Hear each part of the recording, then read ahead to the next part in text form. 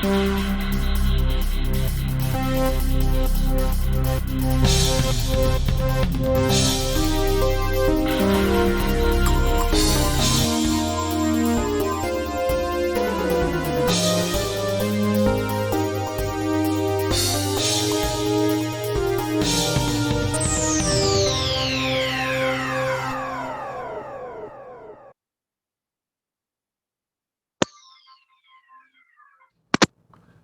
right, seamless transition. Wait, I think I'm still... I don't know if the streamers can hear me, but I sure hope they can. Hi, everyone. Welcome. I can hear you just fine. Delightful. Come join us. My muted friends, join Hi. us. We're here now. Okay. Hello. Welcome to... It's showtime, guys. We're doing the thing. Welcome to Tales from an Infinite Verse. I'm your host and game master, Josh. I'll just be kind of running the show a little bit. We will do introductions in a moment, but first, just a tiny bit about this stream and the system itself. So for those who don't know, which I can't imagine is any of you, a tabletop role-playing game is where a bunch of friends get together and roll dice and pretend to be people they're not. This one is a space opera tabletop role-playing game, a delightful genre in the vein of Star Trek, Star Wars, Firefly, Battlestar, so on and so forth. But we will be doing none of those. We're not in any of those worlds. We're kind of set in our own universe that you will get to learn and explore along with the cast, because quite frankly, these 5 delightful victims near me don't actually know a lot about the universe we're getting ourselves into. I've been sending out like paragraphs of folklore to them, and they're like, well, this will surely be relevant, but will it? Anyway...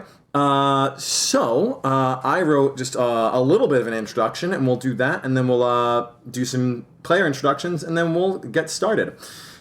We will be talking through rules very, scarcely as we go. I don't want to, lay it on thick. You guys all know the rules vaguely to some degree of success. I don't want to hear it, Sean.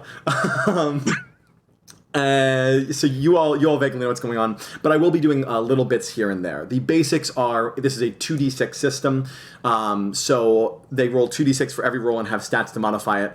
On a 10 or a higher, it is a success. On a 7 to 9, it is and on a 6 or lower, everything goes horribly wrong. And some certain moves have a bonus if they get a 13 or higher by getting bonuses to do things in a certain better way. So you may hear me throw around the term advantage or disadvantage, which is just rolling an extra die and dropping the lowest or the highest. You guys are so ready with these dice for examples. This is great. Otherwise, we'll just sort of learn as we go. It's a pretty simple system. It's a pretty straightforward system. And if you like the system, want to know more about it, feel free to reach out to any of the cast afterwards, and we'll happily chat you up about it. All right. Without further ado, on Earth, the year is 2896. The best thing to be said about that year on Earth is how easily 2896 rolls off the tongue. But our story isn't about Earth. Hell, our story isn't even in the same galaxy as Earth. Not even close. Our story begins on a ship in the far reaches of space, in a cluster of galaxies that you've never heard of before. Somewhere in that cluster is a Class 2 starship sailing out amongst the asteroids, all thick alloy plates and lightly crooked engines. Aboard that ship, we find our faithful crew. Go ahead, everyone. Let's introduce ourselves, starting with Erin. Go ahead. Hello, I'm Erin, they, them. I'm playing Captain Phera Lark, she, her, who is half Lauren, half human. She is a star chaser and explorer, which makes her very apt to be a captain of her own vessel. And go ahead and tell us what a Lauren is, because this is new news to all of our viewers. Laurens are purple star-chasing folk who have a penchant for the cosmos. And since I am half human, I get the advantage of looking like a person and just having some purple skin. So. All right, fantastic. Why don't we have Ethan? You want to go next? Okay. Actually, wait, hang on. Hello. Wait, I'm actually going to save you for last. I did change my mind. For reasons everybody here knows, I am going to save you for last. And I can't believe I slipped up that bad already. Let's have Dan go next. No pressure. Right? Hi, I'm Dan, he, him pronouns, and I am playing the ship's medic, Halcyon Hulsen, a Malleus individual who is running away from their home because he stole a med ship to leave and has made a living just floating around being ship or planetary or station doctors, whatever pays the bills and gets them to the next station. And what's a Malleus? Go ahead. Yeah, I was about to answer that. So Malleus are an old ancient species who have no mouth or nose or any similar orifice. They're entirely anaerobic, so they kind of absorb the heat and energy around them and use that to sustain themselves. And they originally used that as kind of, a way to survive the outer reaches of space. Cool. Now, since they have no mouth or nose, I assume you will be a mute character. You'll not be speaking?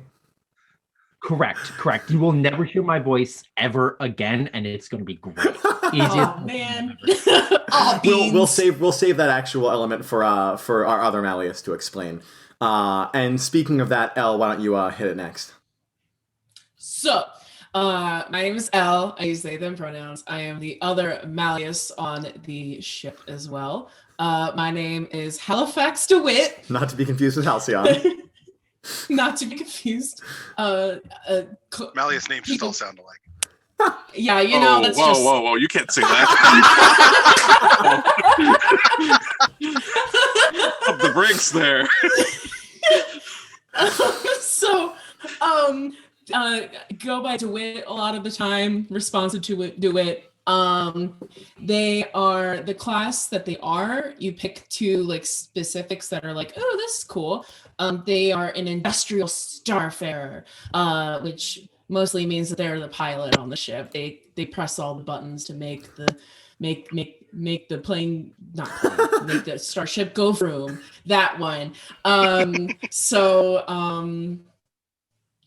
He is a very peculiar individual, mainly because when he's around those that are of a higher rank or at his rank, he doesn't speak unless he asks permission to, and then he does, which will be very fun for me, because I tend to talk a lot. So if anyone tells me to shut up, I'll do it, which will be hilarious. So most of the time, he doesn't usually wear his it's called a neural face mask. So they're linked to the Malleus, usually by some type of from the ear area, things like that. Mine's from the ear, and they extend out to cover the front of the face like a mask, and then do other really fun stuff that we'll find out about later. Characters that wear masks all the time. I love escapist fiction. That's all. Yeah. So different Malleus will have different masks, which is just a little feature I like about them. Depending on what their background is, you might find ones that are super high tech and have accurate projections of mouths on them, and some will just be little LEDs because they make little emojis because you can't really do much else, depending on where you're from. Sean, you wanna take a next crack at it? Hi, I'm Sean. My character is Professor VaTze, who is a Torvani, who are the fish people. They're an aquatic race who technically air breathers, but used to very aquatic environments. And Professor Ro is a xenoarchaeologist of the Galactic Society. He goes to the far reaches of space to try to find out all the alien races that didn't quite make it this far. So that's kind of his jam is ancient cultures, old burial sites, anything really, that is about old about old societies. So that's basically where he's at. All right. And I'm going to say this because Sean won't, but we're very happy to have him on board. I'm going to keep it light. We're very happy to have him on board. This is the last compliment I'm going to pay him for the rest of the night. But Sean is the creator of the Uncharted Worlds system we're running with. So I'm very grateful to have him in my crew. That's it. Is that fine? Are we good? Okay. That's fine. That's good. All right, cool. And Ethan. Nothing but insults from here on. Yeah, I don't take well to compliments. Okay, anyway. Go ahead. You hear that, chat? We're watching you. All right, Ethan, go ahead and tell us about yourself. Hello, I am Ethan, he, him pronouns, and I will be playing as Talon, who is a Kalasti. And Kalasti are cats. They're just cats. They're not anthropomorphic cats. They're just house cats. But they can talk, and they have the unique ability to be able to manipulate gravitational fields in their immediate vicinity. And their ability to do so is based entirely on how much gravity is being exerted on them. So on a planet with heavier gravity, they are more powerful. In zero gravity, they're just talking cats.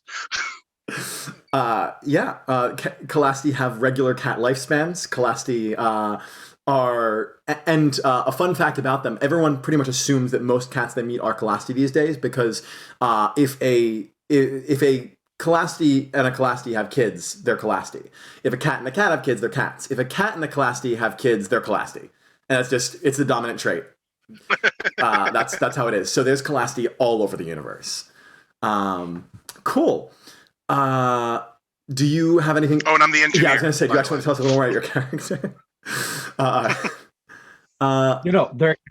Their Personality can't just be cat. Actually, I guess it really could be, though, huh? I could just be the cat. Tell that to most cats. All right. Can't do it. And one last little tidbit before we start. If there are any of you here who have played Uncharted Worlds before, you may notice a couple of rule differences going into this, and that is because we are actually slap-chopping together some of Uncharted World and the still in the works Uncharted Worlds 2. So we've grabbed some rules from 2 that we want to experiment with and thrown them into Uncharted Worlds 1, and taken some of the Uncharted Worlds 1 rules that we didn't like and threw them in the garbage can where they belong. So that's I lit it on fire. Eloquently put. Eloquent. So that's if you are a stickler for these things and you're like, hey, that's not how you play, deal with it. That's how we play. All right, I think we're good to start. You guys want to go on some space adventures? Give me the drama. All right. Good evening, starfarers. We are coming to you live from the Opal Sector, where the stars are bright and the gravity wells are in retrograde. The weather outside is a balmy negative 455 degrees, with a high chance of plasma storms when they're most inconvenient. Let's lengthen the weekend together, everyone. Welcome to Tales from an Infinite Verse. I was going to play the theme song there, but then I botched it and played it too early. So here we are. Space is quiet. It's one of the few things about space you cannot change. You can explore space, you can build in space, colonize space, you can even fight in space, but you can't change the quiet. Once you're out there, the only thing you have to stave that silence off is your ship. A tiny little bubble of light and sound making its way through the eternal void. And from within that microscopic, practically insignificant bubble, you hold tight to whatever sound you've got. Every little bit to separate you from a vast, unforgiving universe. We find our crew in their own little bubble, the Freya, a reliable Class 2 starship currently exiting a short-range jump near an uninhabited planet. You're taking a brief detour from a simple supply drop. Nothing special. You're carrying basic medical supplies to a nearby planet near the border of civilized space. Simple drop, just enough to pay the bills, funding your next expedition into the cosmos. But on your way, you picked up a nearby distress beacon and decided to see if you could help out. As the Freya settles after its jump, we begin our story at the helm, on the bridge, looking out towards the distress beacon. At first, through the wide viewport, it's nearly impossible to see, but as those on the bridge take a moment to adjust to the void outside, you see a behemoth of a vessel, seemingly in slow orbit around the planet's surface. It appears to be a warship, either a very large Class 3 or a Class 4, which is as big as they get. It's too dark to make out any identifying features as to who it might belong to, and the lights are out on the ship. Matter of fact, the whole ship appears completely lifeless, at a glance. No engines, no shields, no signals. A quiet titan drifting through the void. And that is where our story begins. as I said, we're starting on the bridge. Who is on the bridge right now? Who would be on the bridge at a time like this? Definitely me. Yeah. I mean, probably me. You're the pilot. I would hope so. The pilot's still there. Ro, you wouldn't be there? Sorry. No, chances are Ro tends to stay in his lab when he's not sleeping. So the whole staring into the infinite blackness is no, it's cool. Fair enough. You guys can do that. You guys can stare all you want. Fair enough. Hal, would you be Halcyon, would you be on the bridge or no? Yeah, both Hals would be up there. Okay. Yeah, Halcyon would definitely be, if there's like a window or like a visual screen seeing the infinite void. Oh yeah. He would be staring at that. Oh yeah. And Talon, are you up there? Yeah, I'm probably sitting on like the armrest of the captain's chair. To clarify, do you generally wear your you got a pretty special suit? Do you just have that on at all times, or are you just in cat mode right now? I'm probably just in cat mode right now. Okay, great. So we'll get into that later. There's a couple other people on the bridge. Namely, there is a human man. Humans are something of a taboo. They were pretty late to the spacefaring game, and therefore to edge their way in, they muscled in by way of being warlords and criminals for the most part, and this has given even well-meaning humans a pretty bad name. So humans are actually considered bad luck to have on a ship. But the human that joins you here on this bridge tries to spit in the face of that notion. He is something of a strapping jaw, good-looking guy all around, and he means well, especially for the crew around him. He's the first mate, Merrick, and at this point, I think of all your crew that are here, he is the only one on the bridge right now. I didn't mention this, but there are some other crew members aside from the players who are NPCs that I'll be controlling. Merrick's going to kind of cock his head a little bit and just look at the windshield, the viewport, but he's not going to say anything just yet. What does anyone want to say or do anything? And this is where we wild jumped here, right? No, I would say this would be a pretty. This was en route, so it would have been a very quick this wouldn't have even been a wild jump. This is just a regular. It's on lane. This would have been a regular jump. If you just punched in for this. Yeah, we heard a distress call. A distress beacon on the way. So there was no risk to this aside from whatever's at the distress beacon, of course. With a very large warship. Very large warship. It's a little bit of an odd situation that such a big vessel is calling out for help, and it looks fine from the outside. Is the vessel what's calling out for help, or is it coming from the planet? That's a question for someone who was reading the signal. Who would have actually noticed that signal? Who would have actually acted on that? Would that be the pilot's job, or would that be? It might be a joint effort. I think that if Halifax is the one that's actually steering, then it's probably his responsibility to make sure that we get to where we're going and that he knows the origin of the signal. Okay. But I would be helping out with that. So the two of you can look. The beacon, a distress beacon, is pretty. Once you get into local range, it's usually pretty clear where the distress beacon is coming from. And with something like this, it could be coming from the planet. If from far away, you wouldn't have been able to tell. But now that you're closer, the distress beacon, which seems to have just been turned on and sort of left, is coming from the ship. Though there's no sign of how long it's been on. Something like that could have been on for weeks, depending on what's been going on. The ship does not appear to be, again, active in any way.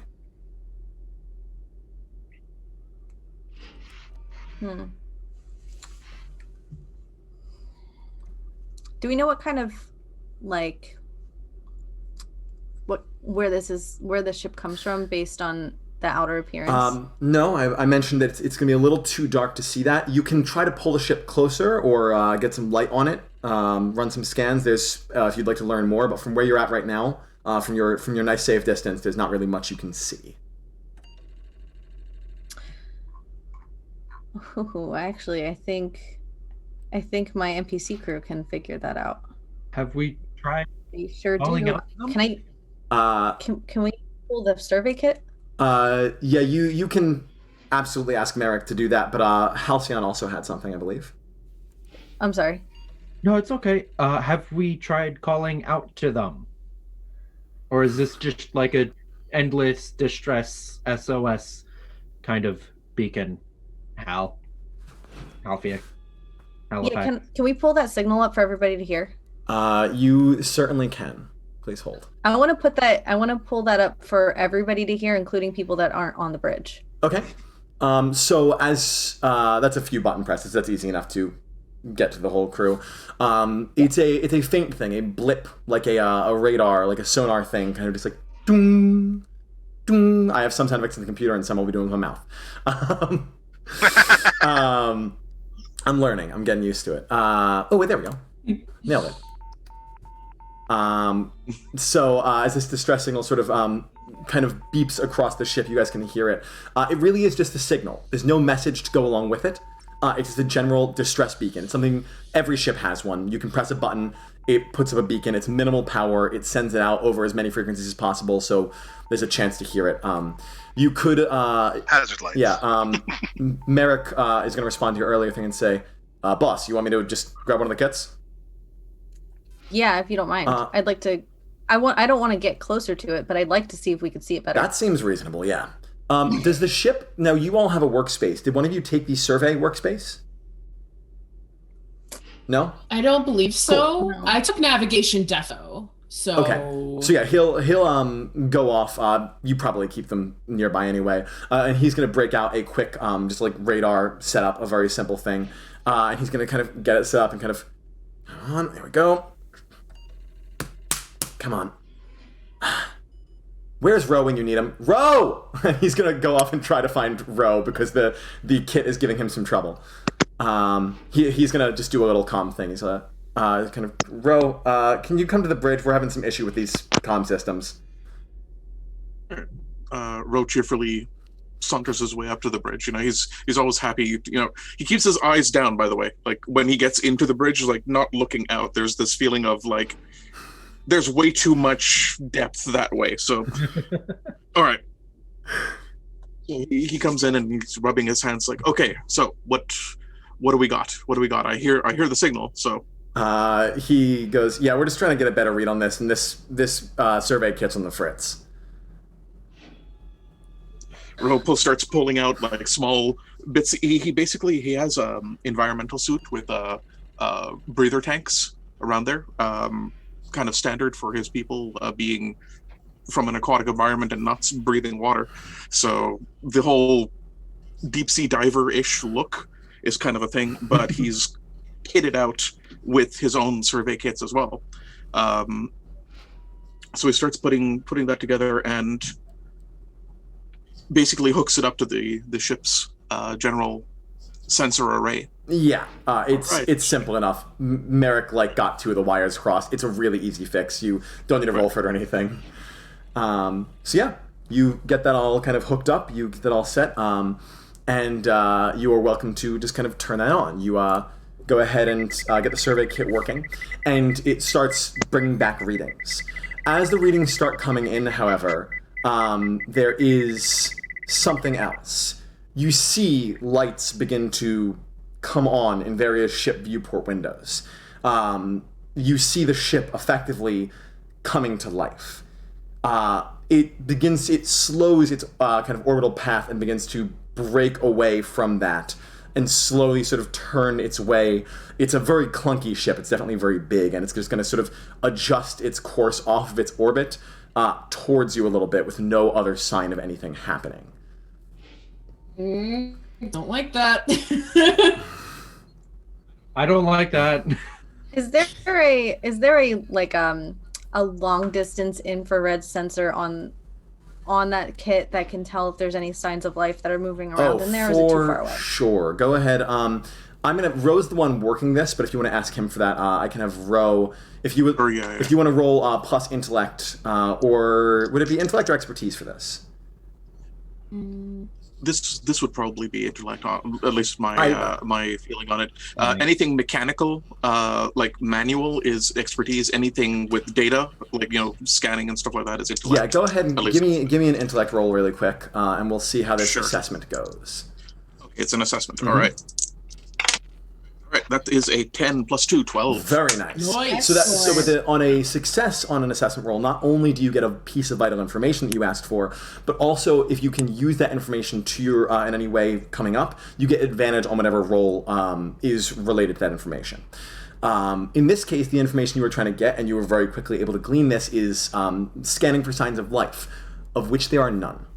The ship appears to be devoid of all life signs.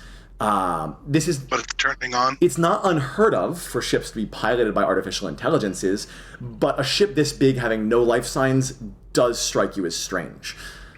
And for those of you who are feeling a sense of alarm, perhaps accentuated by the fact, another thing which I'll give you, because again the sensor array is now on and functioning, which is the fact that their weapons are powering up.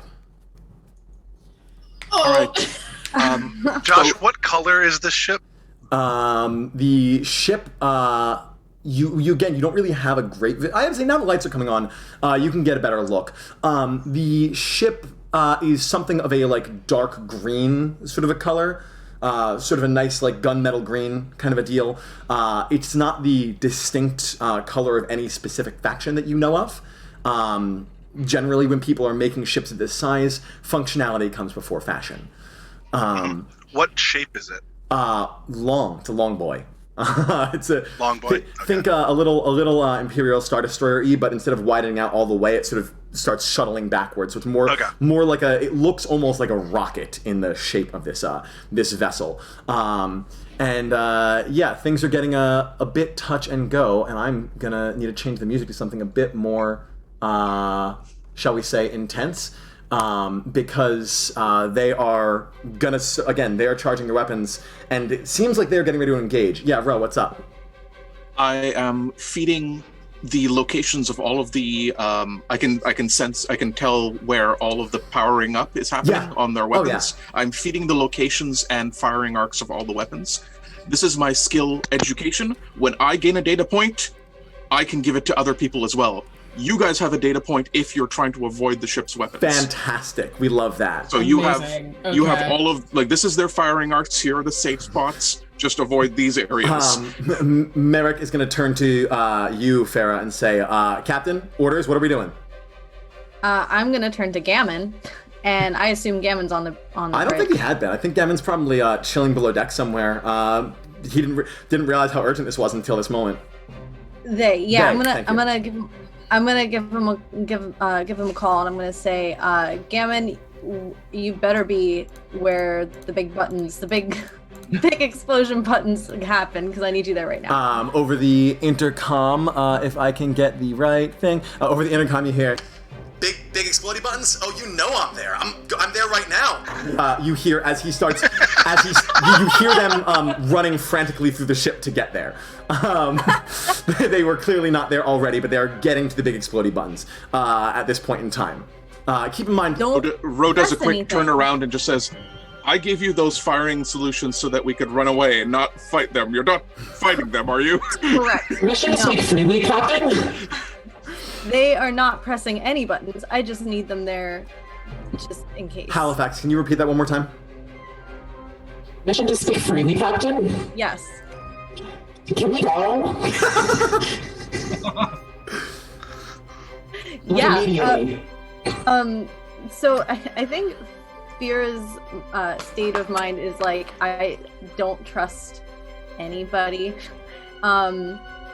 Especially when there's nobody to trust. Oh yeah. And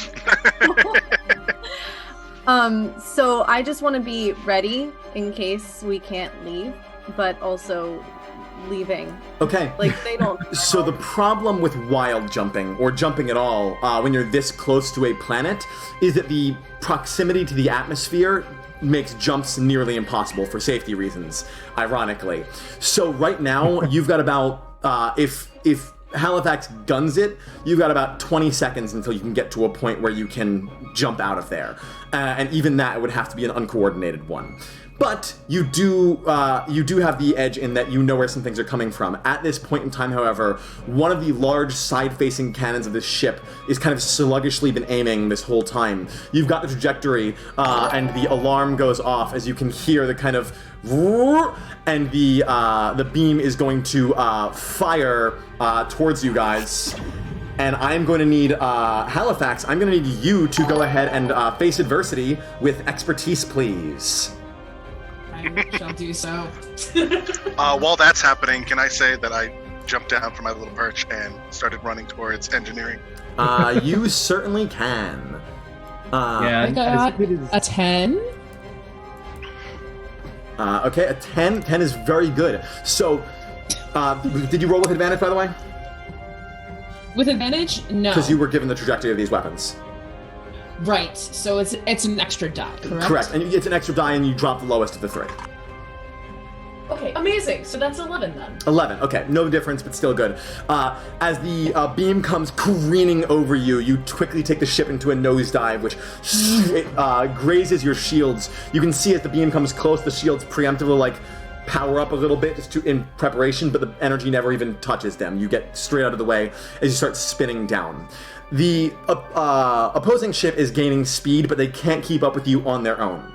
That is to say on their own, because at this point you see several small fighter ships detach from the larger one and begin speeding towards you. They are much smaller and more agile than the warship itself, and they're gaining on you quickly. Halcyon, do you have a thing you want to...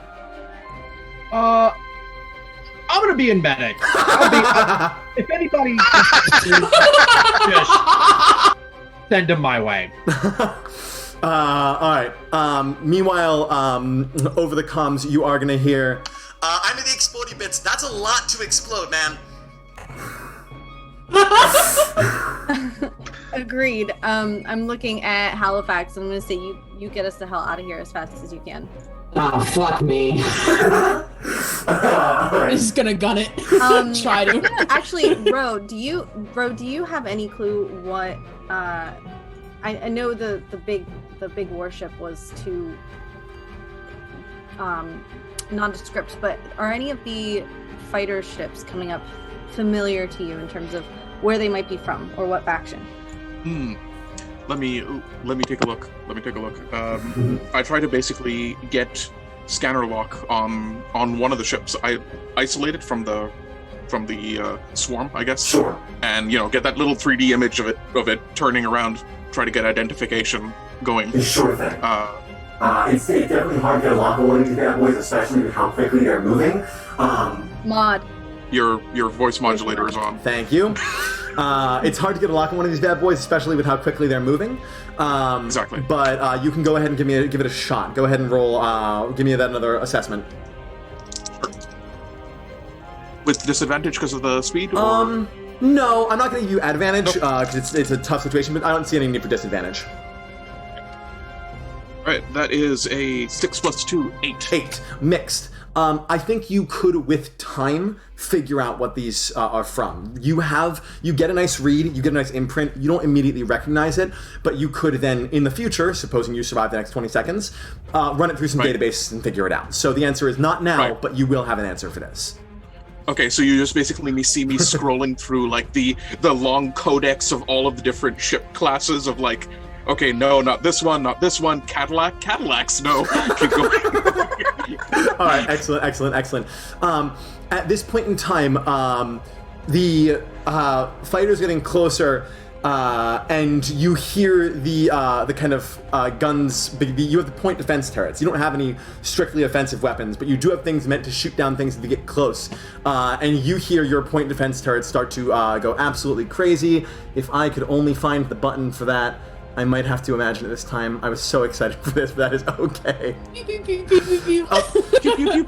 Effectively, yes. It is just a lot of pew pew pews. Got it. We did it. For those listening to the sound effects, we did it. You see as these ships get closer, two of them get blasted down. We cut for a moment and see Gammon in the point defense turret just going, yeah! As he just like starts ripping these ships apart. Gammon is a Radiant. The Radiant people are, I know this is a weird time for introduction, but I feel like it's appropriate for him. The Radiant people are rambunctious, androgynous people, and they have warfare and battle in their blood. Their skin is metallic, ranging from copper all the way through gold, but Gammon has a slightly green-tinted bronze look to them. Aside from their different colorations, all Radiant are almost perfectly identical, which is why they self-impose scars and tattoos to differentiate themselves from the others. Gammon has these 4 scars that kind of go down from the top of his head, hit their head all the way down their body, and tends to wear a goofy gap-toothed grin, always anticipating something terribly wonderful or wonderfully terrible about to come. Gammon manages to blast 2 of the 3 fighters that were locked onto you guys out of the sky, but the other one is closing in and is going to deploy a couple of lasers at you guys, which are going to effectively ping off the shields as long as the shields are there in time. Talon, would you mind taking care of the shields up for me since you're down in engineering? I sure can. Go ahead and make a shields up roll. Roll plus intellect. Plus intellect. Mm-hmm. Ooh, that is dual 6s. Dual 6s, and you have a bonus in intellect, right? Yeah, 1. So that actually, unless I'm much mistaken, reduces the amount of damage taken by 2 wound categories. So these heavy ship lasers, which would have ordinarily caused some pretty major wound damages to the hull, bounce harmlessly off the shield as you quickly divert power using the schematics that Ro got you, keeping the Freya in tip-top shape at least for a little bit longer. You are about 8 seconds out now. Freedom is within reach. You've got like a countdown timer for when you can jump. Being relayed to you by another voice that comes through the ship saying, "We'll be there in 7, 6, 5." The voice. Oh, the voice that comes through the ship is not an artificial intelligence per se. It is actually a member of the crew, though how they got into the ship we'll have to leave as a mystery for another time. We don't have time for that right now. So come on, let's continue the countdown. We gotta get there. 4, and Very impatient. as the countdown is continuing, you hear a few more of those cannon blasts from a distance as these wider cannons lock onto you. You can try to dodge them, but there's several and they got to lock on you. I'm gonna remove your advantage. I'm not gonna give you disadvantage, but it would have been disadvantage if not for the help Ro gave you. They are gonna cancel out right now. There's just too many weapons to effectively dodge with any sort of real ease. No pressure. Yeah, right. So could the shields are up now, right? The shields are up, yeah. Okay. So then it's a class 2 ship, so it's like a bit bulky. Yeah, it can take a hit. Okay. So Terrified of what you're thinking. So I'm thinking in my head, I'm gonna do it'll be actually I'll do this instead. So it'll be like a sick like donut to try to like, so the trajectory is like here, and then it's basically gonna do a donut to the side here, and then spin completely around, and then like continue. Cool. The Yeah, very, very sick move. Go ahead and give me that. I'll let you choose between expertise or finesse for this face adversity roll, but go ahead and give me that. I'm gonna do expertise. All right. Oh, jeez. No. Oh no. It's a snake eyes +2, so 4. The donut look. Now I'll give you this. It's a sick looking move. It's a sick looking move that spins you directly Thanks. into the broadside of one of these cannons. Why did we go into idle mode? We're still in a fight, please. Sorry, hang on. My fight stopped. There we go. Can you just remind me really quick what the risk is with wild jumping right now? So like as you spin into this donut, and the risk is that there is a safety field literally stopping you. You could potentially try to override it, but they are there for a reason. Could cause a lot of damage to the hull, though. Is it going to be more damage than the broadside of a Class 4 warship cannon? Who's to say? Okay.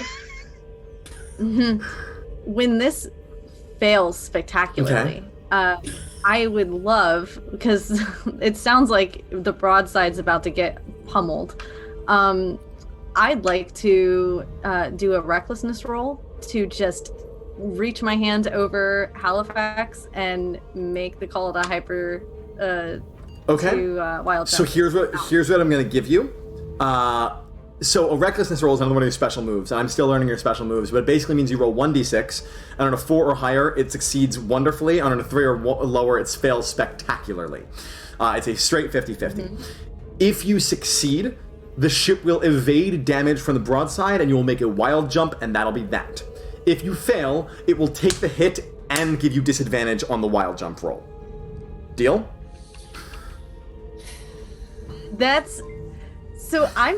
Phera's fine with that. Erin just wants Erin is full of anxiety right now. Erin just wants to make sure that all of their friends will still like them and want to hang after. Listen. I already rolled snake eyes tonight. I don't want to hear it. I doubt that Space God is going to kill us all in the first 20 minutes of the game. It would make for interesting viewership. And then the rest of the stream is just us making up new Yeah, it's a pretty. Not metagaming. I'm going to say that it would be in character for Phera to just as soon as that donut attempt completes and I realize that it's like we have 1 second before we're gonna get hit, I'm going to reach over and completely just like overstep boundaries and hit the wild. Hey, you're the captain, man. All right, go ahead and give me that D6. Let's see what we got. Oh boy. That face says it all. So what was that? What was that, my friend? Not a 4, 5, or 6. Fair enough. So you jump over and quickly slam in this like the random nearest coordinate kind of a thing to get out of there and throw the ship into a jump. You immediately hear kind of over the comms, Captain, I'm sorry, we just can't. And before the sentence even finishes, the ship gets pummeled in the side. Ethan, I'm going to need another shields up. And then Erin, I'm going to need a wild jump with disadvantage. What am I rolling for wild jump? 3d6, drop the highest. No, there's no modifier to a wild jump. It's 7 for me for shields up. Okay, so that is the amount of damage that you were allegedly should be taken. It's a zero-sum game on a mixed success. You don't take any extra, you don't take any less. What did we get on our wild jump? 6. A 6! This campaign is starting so well. The ship gets absolutely slammed in the side. And you guys go into a wild jump. The world, the universe, falls away around you as you guys burst out of there and come to a resting stop moments later somewhere else with still in one piece but not doing well. Every alarm in the book is going off. There's a very quick I'm going to scan for damages. Just give me several moments. And the ship is currently drifting upon coming out of the wild jump. The alarm, you recognize some of the alarms just from having heard them before. Hull breach, low fuel, systems critical. It's everything in the book. You've escaped the warship, and due to the nature of wild jumping, there's no way for it to trace you. Even if it were jump capable, it couldn't find you wherever you're going. So you are out of that immediate danger. You are currently drifting somewhere in space. You do not, from your current viewport, see anything within a stone's toss of you. Though that's not to say there isn't a planet or station you can reach, it just means that you don't see one right now. And, to make matters worse, wild jumps are difficult on the best of days, but on a failed wild jump, aside from ending up somewhere completely off target that you don't intend, there's also some fairly debilitating physical side effects as your body is forced through space in a way that it was not prepared to go through. So effectively, everyone is incredibly dizzy. Some of you have pronounced migraines, nausea, and due to this, any physical-based roll for the next probably hour or so is going to have disadvantage, because moving is very difficult right now. Your artificial gravity is kind of a little lopsided. Yeah, Ro, what's up? Is this a minor injury? Is this going to stick around for a bit, or No, is this just a global not an injury, Okay. just an effect. None of you were physically injured. Trying to think, would any of you be actually physically injured? I don't think so. The shields did take some of the hit. I mean, if Phera just like knocked into Halifax the way that she did, probably a little bit. Yeah, nobody was really hanging on to anything, honestly. It's a good thing Halcyon's in medic. I love that I just gave you guys, like, your ship is crippled. You don't know where you are. Everything's bad. And you're like, we could be injured too. You're all just like, but would we be injured? I mean, it makes for interesting character development. It certainly would. Tell you what, I would like the people who I want to roll were the people who weren't sitting down. Phera, Ro, now I rolled a good number. Halcyon, you were on your way to med, so you weren't there yet. Talon, you made it to engineering, so I'd say you're okay. But I need Halcyon, I need Phera, and Ro, would you have been sitting, or were you just still up working at the station? I was at the station, yeah, for sure, because I was still going through all of the data. There'd be a and stuff seat like at the that. station, so you're fine. So Forgot to save the data before we jumped. So it's the kind of thing that you have to turn off all your power bars before you jump. You know, like this would only be a minor injury at worst. I need Phera and Halcyon. Roll brace for impact. Let's see how bad it gets. That is going to be 2d6 plus your armor, which should both be 1, I believe. I'm fine. 7. 8. Okay, which means you get the injury you were intended to get. So, Phera, as you reach over, I actually think you're going to twist your ankle and sort of fall and hit the ground as you stumble over Halifax. You can still walk, just not well. You have a 1 minor injury that you can mark off. No, I have another injury, and that would be my pride. Halcyon, you were barreling around the corner when it happened and landed, hit full on into the wall. You dislocated your shoulder. It's not that deep, but I mean, you're the medic. You know how to pop it back in, but it is going to be a minor injury no matter what. So we've got just a couple of scuffs and scrapes going around, along with the condition the ship's in. Speaking of the condition the ship's in, as you guys are sort of getting situated, the alarms are going to turn off one by one, and you're going to hear, "Good news, I've turned the alarms off. The problems are very much still real, but they were getting on my nerves." You hear from the ship. What is... Wonderful. What's the bad news? Well, the bad news is we have a hull rupture in the cargo hold, and we've lost one of our boxes of medical supplies. The shields took over after that, but we are not going to be completing this full drop no matter what. We've also been ruptured in one of the fuel tanks, so our fuel is critically low. We have 8% fuel, enough to limp somewhere, but certainly not enough to jump again, and certainly not enough to get anywhere too far. Do you want me to keep going? No, that'll be all. Point defense turrets are also damaged. Oh, okay. Okay, thank you. VaTze. No. Oh, no. Excellent.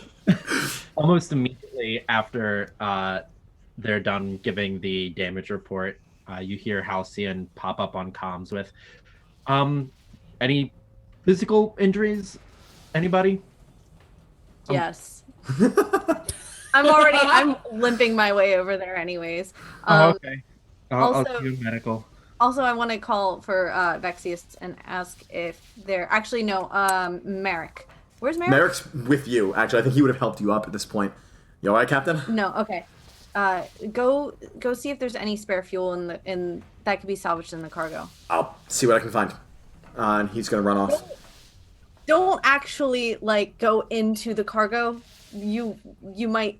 Do you know fly what out. searching? There's shields up. The air shields are up now. It should be fine. Oh, okay. Okay, then retcon. Yeah. The whole Okay. thing. He's But go check for. he's going to head over there. And as he's leaving, someone else is going to be coming in. They are so hang on, a little bit different looking than everyone else. They are brightly colored in these various pastels of pinks and blues and reds. Of all the core races, the Kelsara are the most diverse in their appearance. While they are still anthropomorphic, Kelsara take after bugs more than humans. And on their planet, they're the bottom of the food chain, which means they have to be brightly colored and covered in horns and stuff to warn predators that they are dangerous to eat, even though they are very much not dangerous to eat. And this particularly timid one kind of takes on the visage of a 4-foot tall, kind of pastel tie-dye grasshopper. So sort of a little cricket guy. And much like a cricket, he is standing perfectly still most of the time when he's worried. And much like a cricket, when he is not worried, he will talk very loudly to anyone who doesn't want to listen. This is Hugo, and Hugo steps timidly onto the ship and goes, "What just happened?" I'm gonna wave. I don't have time for this shit. I'm gonna wave him off as I'm going to medbay, and I'm going to say, Halifax, you're in charge on the bridge while I'm gone. Yes, Captain. Hugo is going to quickly kind of look around and take this walk across the bridge to get over to Ro. Ro, what happened? Almost everything simultaneously, but to answer your question specifically, a very, very poorly look around for the captain. A very, very poor decision upon the captain's part to wild jump while being hit. Were we outside of the safety field at least? Oh no, absolutely not. No, we were definitely in the worst place possible to make a jump like that. However, we're in somewhere new, which is what I need your help with. What can I do for you? Assist me. We need to find somewhere that we can actually go to refuel, repair, or recuperate. I'm thinking of a few more words, but let's everything, really. Reevaluate? Oh, yes, that's a good one. That's a Thank good one. So we keep this patter up back and forth as we're talking. It keeps both of ourselves calm. I've is very much developed a good working relationship with him as the other scientist on the group, and we're just get our minds off of it. Just it's like the good guys version of monologuing. You believe if you keep talking, nothing bad can happen in the middle of your sentence. Oh yeah, absolutely. You keep up that patter. It's exactly. The universe won't interrupt something like this. She's gonna come down and just sort of start kind of helping you out with the survey system and the scanner, so you can hopefully find something. I'll have you roll for something in a minute, but for now I want to. Yeah, no worries. We do have a damaged ship to worry about, so let's go see what everyone else is up to. Starting with Talon, now that you are... Upon hearing about hull breaches, Talon will head to his little flyer. Okay. So you make your way to your flyer from your workspace. The flyer would actually probably be kept in cargo, so you can head over there and see what the damages are. But it seems like maybe by sheer dumb luck or just by the virtue of how good this flyer is, when you get to cargo, you see Merrick sort of prying open some of the crates and taking a look inside. And he's... I would have also got my suit. Yeah, you would have suited up. Can you describe your suit for our captive audience, please? It's a cat spacesuit, basically. It's got a little mechanical arm that holds a gun in case he needs to use it, and a bunch of repair equipment built into it. Phenomenal. All right, so you you make your way over to the flyer, which is still in good keep. Meanwhile, Merrick kind of leans over and goes, "Hey, Tal." Lifts up a kind of jar or something. You want morphine? No, I do not think I need that right now. I would like to get to my ship. Yeah, please. There's a wide opening for you, and he gestures to the place where the hull has been torn open. This wasn't. You get the idea that this hull breach it started inwards, and you can see the place where it started to get blasted in, and the force of the jump like shredded it back out. It almost looks like someone set off an explosive from within, and there's probably a solid like 12-foot gap in the hull in the cargo hold. You can fly straight through the shields though, so there's no Convenient. All right, so you take your. I will do my best to fix that. You're the man, cat. And then man, cat. It's all the same. It's really not. All right, you you take to your flyer and you get going out. I'll have you do a roll in a second as well. We're gonna do a lot of rolls all at once. Hal, I don't need you to roll to pop your shoulder back in. You're a professional. You can do this. Well, so about that. Tell me more. Oh, he didn't. Excuse me. He probably just didn't fully realize what was going on, like that he like dislocated his shoulder fully. It was just like, my shoulder. I'm in pain. You know, I was thrown up against the wall. That makes sense. And so when Captain Phera makes her way down to medical, Hal's left arm is just dangling at his thigh. Oh my god!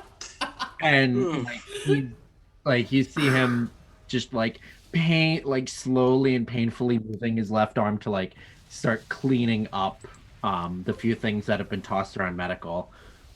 And when Phera gets in, he's like, "Oh, hi, Captain. This isn't badly damaged. What can I do for you? You said you're injured?" Just my ankle, but maybe this. You first. What? Your shoulder. Oh. 1 second. And he goes up to like a hole. I imagine that there's like a main med bay area and like a little office. You're a med bay. You can describe it. Spot. And he just goes up to the hull and just kind of slams his body into it to reset his shoulder. Something we didn't discuss about the Malleus is the fact that they have armor-like plating, so it does take a significant amount of force to do anything like that. So yeah, that's a delightful moment. It does make a bit of a sickening, like, sloppy, wet crunch. Because that's kind of the sound it actually makes in real life. Yeah, it's nasty. No. And he kind of, wiggles his arm around.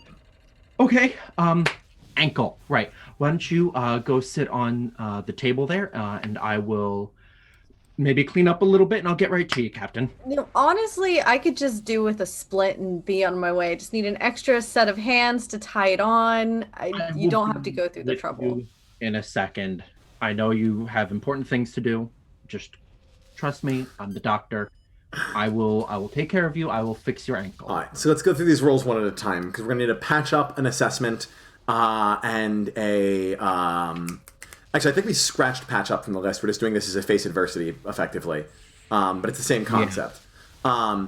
So face adversity, assessment, and a face adversity for you as well, Ethan. So Talon, this is going to be an expertise, I believe, face adversity for repairing the hull. And do I get anything for my little flyer having a built-in repair kit? I would say typically this would give you advantage, and given the fact that the ship is in such disarray, I'm just going to cancel it out and call it the fact that you don't have disadvantage being out in the zero gravity of space. Your ship's artificial gravity probably isn't perfect, which means you are a little limited. But so if you're out in space, no advantage. Ro, you have someone actively helping you, so I'm going to give you advantage on this one. And Hal, you're not in any sort of pressures, and you're literally setting a sprained ankle. I can give you advantage as well. Okay, cool. Give me those rolls and give me one at a time. Please don't talk up. You said expertise? Yeah. 9. 9? Okay. So you do not manage to repair the ship from here. Not for lack of skill, but for lack of material. There's a lot of the hull missing. It drifted off. You actually see pieces of it kind of drifting far off into the distance, kind of catching glints of a nearby star that you just can't get back. That's not where we're supposed to be. You bend the stuff you can back into place to lower the drain this is going to have on the shields, and you manage to do some light patchwork to keep the ship together for now. It is still not secure for any sort of warp travel. It would be a bad plan right now, but it'll hold until you can get to wherever you're going and where you can give it more formal repairs when you find some actual parts. Ro? Okay. It would have been a 5, but fortunately the advantage dice came in and saved me, so it actually ended up being a 10. Wow, much better. Yes. Yes. Significantly better. Thank you, sir. So I'm going to say not only do you get a scan of what's nearby, but also a more detailed scan of some of the nearby things. The good news is there is a planet close enough that even with your current fuel content, you can probably get there without too much trouble. You can set down. The bad news is you're getting very few life readings from the planet. You get the idea that there's maybe... you don't get an exact number. There's definitely some signs of life. There's plenty of plant life. There's a breathable atmosphere. So it's a safe as enough place to set down, but you can't tell otherwise much about it. There's plenty of jungles, lots of jungle kind of a planet, plenty of large bodies of water, and there does appear to be some hints of construction, though it does appear to be stone and primitive in nature. Any radio signals or basically any space-faring signals, more or less? Are we receiving anything from just background radio? No transmissions, so if there is anything there, it is not currently emitting. So it's not unheard of. It's possible that someone, there could be a ship parked there, or there could be a base that's just out of use, but there's nothing currently active. This seems primitive as hell, but it's our best bet unless we can't perform any scooping maneuvers or anything like that to get more fuel, so no, not with the way the ship is right now. We tear ourselves apart. Yeah, the only other option would be to turn on a distress beacon and hope. Yeah, okay, so do we, just out of curiosity more than anything else, do I even know what part of the galaxy we're in from a relative sense? So, yeah, that's easy enough, and pretty much any ship can sort of make a read on that, and as long as your scanners are even moderately functional, you should be able to tell, and your scanners are more than moderately functional. You did not change sectors. You are still in opal space.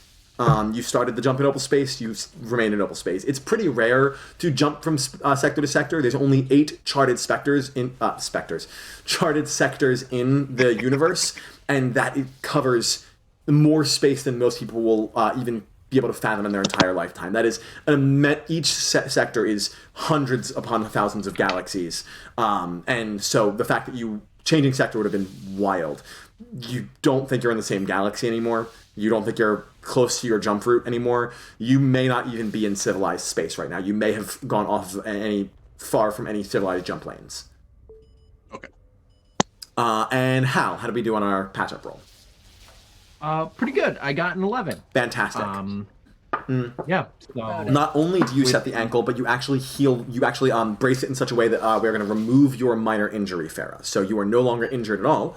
You are fighting fit. You're good to go. Hal is good at what he does. Do you want to describe what you're doing, or do you just want to? Yeah, I imagine that Hal just kind of, as Phera's laying down, just continues cleaning up a few things and getting a few things together. Some splints, some gauze, ace bandage type of stuff. And as I imagine, Phera is getting impatient and about to voice that. He turns around and just no, and wordlessly binds up the captain's ankle, and it's like, okay, you should be good, and turns around and continues cleaning up the med bay. Okay. I do a little swirly whirly with my foot in disbelief that that's all it took. But apparently it is. Just a sprain. You're fine. You're fine. You didn't need to come down here, but I'm glad you did. Walking on a sprained ankle like that would be horrendous in the long run. Excellent. Thank you very much. Meanwhile, back on the bridge of the ship, I assume, Phera, you're heading back up there? Yeah. Before someone else beats you to the punch. Sorry, what's up, Ro? Oh, sorry. No, I'm just gonna lean over to where Halifax is and just say, I'm feeding you coordinates of the only available landing spot within our given radius with a plus minus 5 percentage. So I basically just feeding stellar data to her. Okay. Meanwhile, you hear a kind of tung, tung, tung, tung, tung, tung, tung, tung, and Gammon, the bronze-skinned Radiant, bursts into the bridge with a laser shotgun primed and ready, leans up against the wall and scopes the room. Are we clear, or? And we're fine. Cool. Where's the captain? Where's the captain? I'm right here. You walk in by Gavin. Cool. So that yep. Walker leaves. Ugh. Phera's not cool at all. Whatever, everything that's happening around her is not okay. She's gonna go back in and go to Ro first because Ro's got the science. Do you know if there anything around us at all? Already fed that to Halifax, and she will be able to give you time of arrival, I assume. We have a single planet, and then I bring it up on the little vid screen. Like the little turny, the basically looks like a CRT monitor, even though we're in the far future. Yeah. Because Of course. Aesthetic. Yeah, it's a pretty straightforward looking thing. With the fuel you've got, you probably get there in 30 minutes. And you have to go a little bit slow to drift there because otherwise you're not going to have enough fuel in your tank to put you down gently. And even now, it's going to be a bit of a struggle, Hal, to do that. That said, at this point, Merrick is going to come back in and say he has a big, medical, one of those big, hefty, denim medical bags. And he goes, well, they did not have any fuel, but they did have a bunch of medicinal alcohol, the kind used to clean wounds, and I'm pretty sure you can extract something useful for that in a pinch. I'm gonna go take us to town on Hill better. I know that. Yeah. I'll just go. The bottle's kind of clanking as he goes. Yep. All right. Cool. Yes. I would probably go do that. That's not. Halifax. Once we land, I'm assuming it's going to be even harder on us to take off again, right?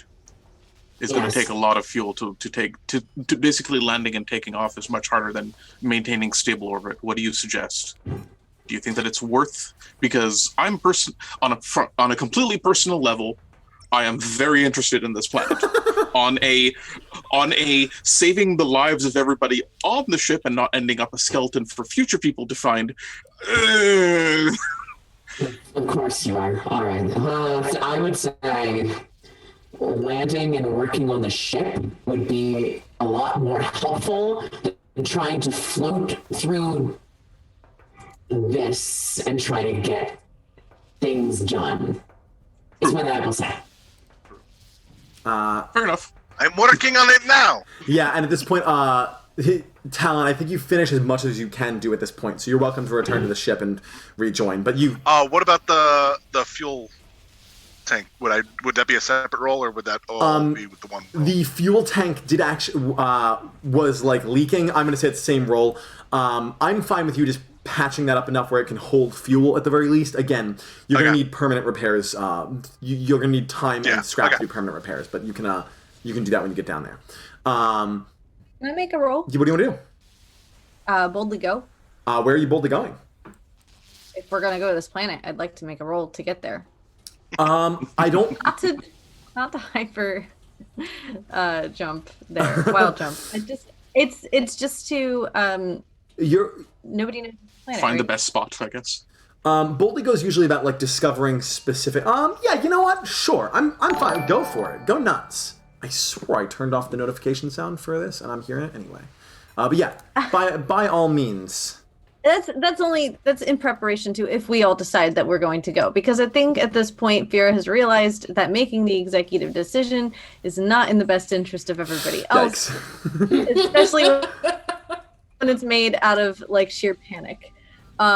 So I'm kind of like listening in the background, and if it seems like I trust Halifax's leadership, so it seems like if the group consensus is to go because there's nowhere else to go, that I would like to have some sort of might I offer a influence. Might I offer a recommendation? Boldly Go is more about leading expeditions. Landing on a planet is more just a pilot's thing. You will for sure be doing some expediting or expeditioning on this planet. Do you want to save that for when you first set out, rather than when you're actually just setting down? Sure. Yes. Cool. Yeah. Cool. I think there's a better chance of finding some cool stuff that way. Yeah, no, I assumed we're not going to be picking up resources on the way there. No. Exactly so. Okay, so speaking of Talon, as you land, Merrick is going to approach you. Hey, bud. Hold up the bag. Can you turn medicinal alcohol into any sort of makeshift fuel? Is that a thing you can do? That's cool. Not a lot, but probably some. He holds you the bag. I'm not carrying that. Got it. And then I just walk towards the engineer. Yep, not a problem. Totally cool. I've always wondered if this were possible. I try to avoid solves like this because I'm, would like to ingest and imbibe the alcohol, but this is like the straight medicinal cleaning stuff, so whatever. I mean, it gets the job done. All right, you make your way there. I think you're let's make a separate roll for this. Can you do a quick face adversity for me, Talon, and see if there's anything you can do? Because effectively what you're doing is quickly filtering and adding this distilled liquid to the fuel tank, which is going to have either a positive or negative effect based on how you do. Okay, what stat am I at? I'm going to call this intellect. Okay. I feel like this is something you would need to know, that feels like an intellect thing. This should be a scientist doing this, I think. Yes, just as a question, Halcyon, do you have the chemistry skill? I do. Do you want to, you would know that then, Talon? Please, for the love of God, use Halcyon's abilities with chemistry, because he probably has the. Yeah. Colin I know how to fix things, not make things. Okay. I'll go get the doctor. I just have the imagining of someone just basically unscrewing each thing and pouring it into the fuel tank one by one, and hoping that it'll burn. He goes, I'll go get the doctor. Hulsen, we need you down in engineering. Okay, I'm not quite done clean. Hey, have you seen my alcohol? I just popped down to the cargo bay and I haven't seen. Did it get sucked out during the wild jump? Yes. Come to engineering.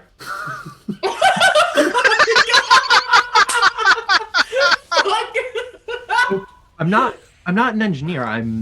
I do people. I don't fix. I require your chemistry skills, Elston.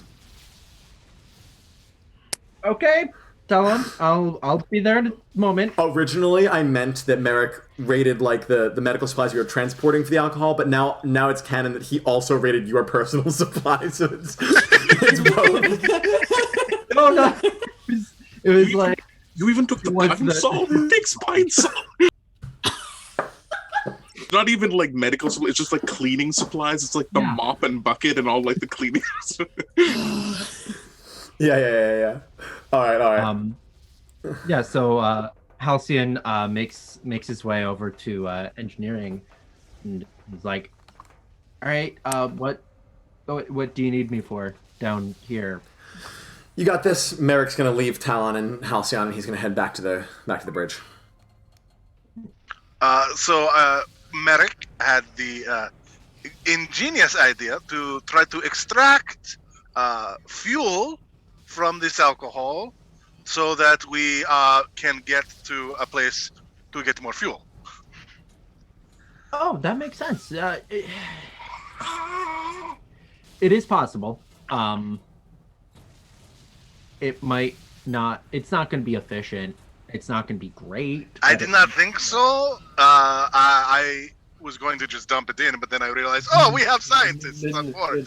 It's probably a good idea to ask. Yes. Dumping it in would work. Sort of, kind of, not really. It needs just a touch bit more refining before we just dump it in. Yes. So, So whatever you need to do that, I'm pretty sure I have here. Okay, yeah. Yeah, let me just take a poke around and I will see what I can do. Hey, this looks like backup medical supplies. I do I'm not not know saying- where he got it. He just brought it to me. Okay, well, I'm going to take 2 bottles to resupply the med bay because some of them broke. But the rest, I will do my best to convert into fuel. That sounds very reasonable. Yes. Okay. Dan, how does the chemistry skill work? What does this actually do? Okay, so chemistry. When creating an antidote, vaccine, drug, poison, or pathogen in a lab, state the effect you want it to have and its method of transmission. Basically, I can make drugs with it, but we can let it be used for the fuel as well. Yeah. Okay. It's not a far jump to Totally fine. Go ahead and give it a roll. And because you have the 2 of you and you're not really under any sort of pressure, no, you're turning alcohol into fuel. I'm not going to give you an advantage on this. Go ahead and just. No, I wasn't going to. You were reaching, buddy. Yeah, no, You were I reaching. wouldn't. No, go. I appreciate it. I thought about it. I'm trying. Consider yourself lucky you don't have massive disadvantage. Yeah. It's because the 2 of you are working together that I'm not giving massive disadvantage. Okay, is this plus intellect? Yeah. Okay. Math is hard, y'all. 7. Okay, mixed. So here's what I'm going to say is nothing terrible happens to the ship. The ship is not going to take any further damage. You have 2 choices. One of them is you get a very slightly extra amount of fuel for this, maybe enough to help with the touchdown at most. 2, you can use some of the less like some of the solution is like pure and you're good, and some of it's a little bit diluted. You could use a diluted solution as well, which would get you down to the planet much more smoothly, but potentially damage the fuel tanks in the process. I'm gonna defer that to the ship doctor, not the ship's doctor, the ship doctor, Alon, and present The him with- less things I have to fix, the better. Okay. Okay, so option A, smooth landing, Okay. and that's it. Smooth, yeah, semi-smooth landing. So as you guys are working on your various things and putting in coordinates and gauging on a feel on the bridge, you hear, fuel reserves are up to 9%.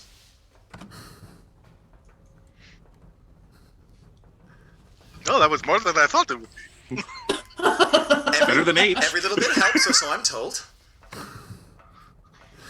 Okay, so that's done. And we are now back on the bridge with the captain and pilot and science officer. Captain, what are your orders? You got a destination, you've got your crew, what are you doing? Currently, my head is in my hands.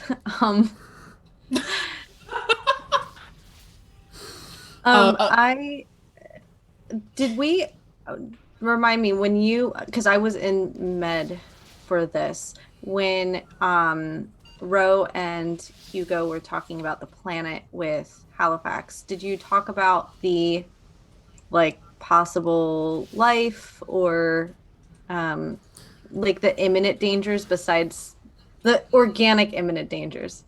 Oh, yeah, no, I just said it's a jungle planet. I don't think I actually had mentioned anything about the fact that I hadn't received any signals from the planet, so the chances of there being civilization there are slim to nil. So Jungle planet meaning probably not the flattest surface to land on. oh, no. But on the other hand, great chance for biofuel. Oh, excellent. Positive! Biofuel! Because still, we can make alcohol too, for those of us who actually imbibe. So then this campaign just becomes a bunch of moonshiners like going across Sold! the galaxy. All right. Well, honestly, it can't get worse. So, Captain, Merrick says. I disagree. Why did you say it? You don't say that. It's patently false, too. There are so many ways this could go worse. Positive.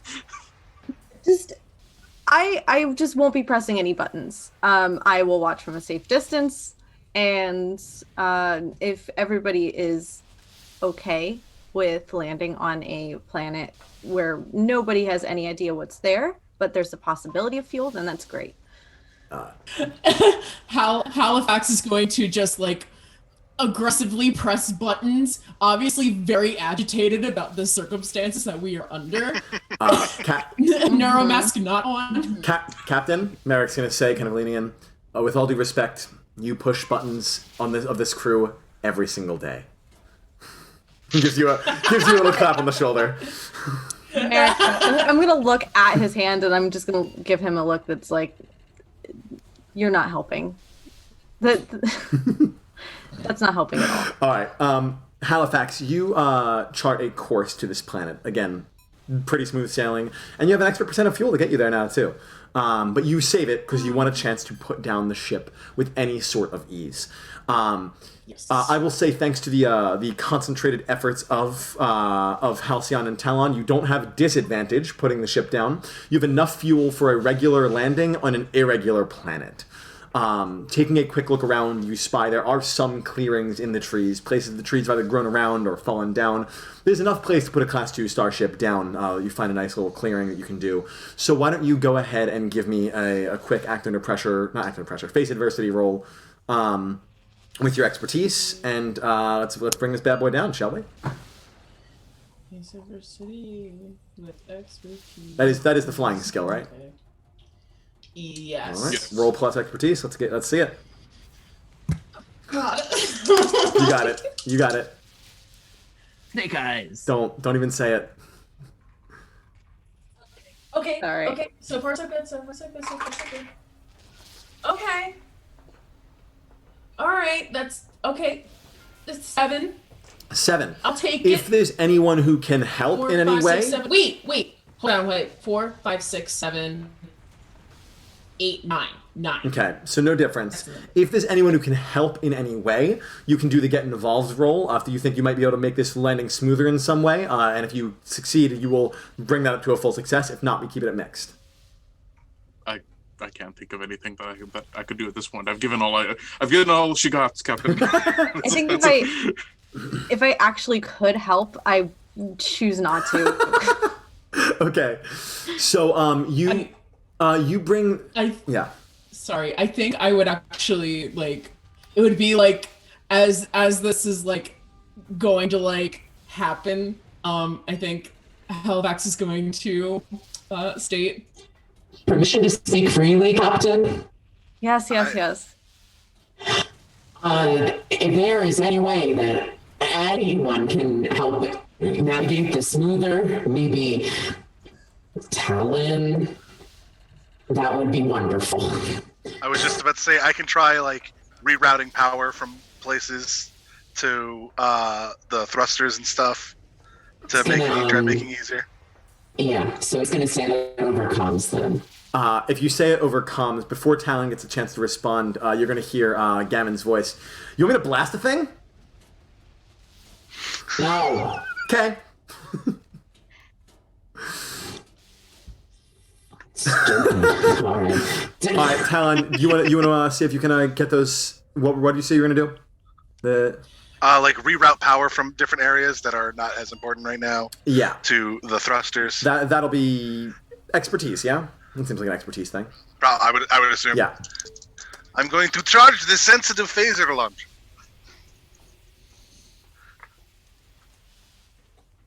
That is not good. No!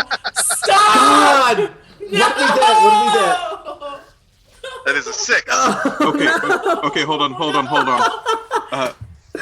on. Can you get involved with this? Get involved? Yes, I'm going to try to say that, like, okay, he is going to blow every single circuit on this ship. I know that for a fact because of the fact that I have several things running in the background that might be taking a little bit of extra. Okay, I rush over, put in my own personal ID codes for the lab, and shut down. A little tear of sadness. Shut down all of the experiments that I have been running to, like, not drain. You know that scene in The Simpsons? Like, I don't get it. Something's draining the power, and Homer's there with, like, the slow cooker and, like, all of the. Yeah. Okay, I'm shutting down everything in the lab. Okay. Basically, I'm sorry, Halcyon. This is actually going to kill the entire med bay. Like, everything is going to go off. We're going to have to reboot the med bay. That's fine. You're going to be in the dark for a little while. I'm sorry. All right. All right. So intellect, yeah? I'm getting involved using intellect. I'm basically making sure he doesn't blow all of the breakers. Oh, okay, Jesus. Okay. Dice, you've been good to me so far because you are my Warhammer dice. Okay? Oh no! No! What the fuck, everyone? Can I wild jump out of here? Was that Snake Eyes? That was Snake Eyes. That was absolutely Snake Eyes. So you panic. You are quickly shutting everything down, and you you know that thing where you like press one too many keys, and you get that like shut all systems down. Yes. No. And as Halifax is like gently maneuvering between like a big boulder and like a half clearing of trees, the ship loses power. As you that is lowering a you can't make a mixed success worse. So a failure worse rather. What's up, Phera? Can you manually try to like calibrate it without power? Like, is there a way to do it? Is there like a backup way to maneuver something using sheer like group effort? Do you want to get involved with the get involved for the get involved? Oh my fucking god! Yeah, this is I think now trying to get involved and sit in like a co-pilot chair and try to like break it up into quadrants to land it properly. If I may, yeah. I think right now the reason why we're all failing is that we're not actually working as a team. We're all trying our own things and getting in each other's way. Yes. I think you need to coordinate us of, okay, now like time us out, basically. I think you do this. That is true. That will be you a good basically way need to pull out your conductor's baton and go, okay, the drums, okay, now the systems, okay, now the.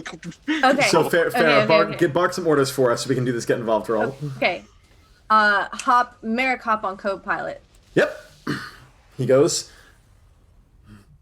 Situating myself in the middle of the bridge so that I have a full view of everything. And what are you doing about the fact that the power just got cut? How are you doing? Yes. You can still see outside. Power of the universe didn't get cut, did it? We can say there's some like manual there's a manual it's like when the power steering gets turned off. It's doable.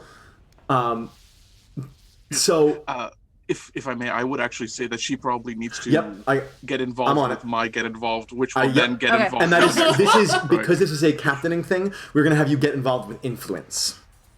Okay. Oh wow! Wait, hold on. Did I actually get a good influence stat when I picked up my character? It's fine. Okay. It's okay. All right. It's all right. Oh, God. We're about to roll new characters, guys. Oh. Or a new ship, one of the two. Okay. Yeah, roll a new ship. Okay. Ship made out of... Oh, look, I've seen Gilligan's Island. We can do this. Oh my god. Comrades, that's a 12. Yeah! Oh, So yeah! here's what that does. Let's fucking go. That raises Rose's failure to a mixed, which raises Talon's failure to a mixed with a price, which raises Halifax's mixed to a success with a price. What was Ro doing in that moment? Diverting power. I was trying to make sure that he didn't blow all of the circuits by giving he was redirecting exactly. He was redirecting all the power from other things to the landing. So thrusters. There's no more time to stall with what's happening. What is happening right now. So here's what happens. As the power cuts, Phera barks some quick orders. Between Merrick and Halifax, you manage to get on the controls and at least maintain some semblance of control as Ro quickly starts putting power back on, and that allows Talon's modifications to not blow up the engines. It does burn out the rest of the fuel. You hear a kind of creaky, grindy sound as you guys are put down, kind of just, it's like a drift kind of set down, and you land with a on the planet's surface as the power sort of restores the ship, and all of the alarms come back on. As the ship lands, thanks to the efforts of Halifax and Merrick and pretty much everyone except for Halcyon, who was just chilling this time. That's okay. The ship does not take any further damage. Fuel reserves are completely exhausted. We have not even enough to get off the ground again. Yeah, no shit. Well, that's not necessary. The fuel reserves are exhausted. The power is going to take some time to get back online, and it definitely took a drain on the power for that crazy maneuver to work. But the ship is still in one relative quality questionable piece, and the crew is all in one piece on the ground of this foreign jungle planet. And this is where we're going to take a quick 10-minute break. So, I think it's as good a time as any right before we set out to explore this planet. So, we will be right back. If everyone wants to just kind of, we've never done this before, but mute your microphones and leave the cameras on, and I'll switch to another screen, and see you guys in 10 minutes. Bye. Woo!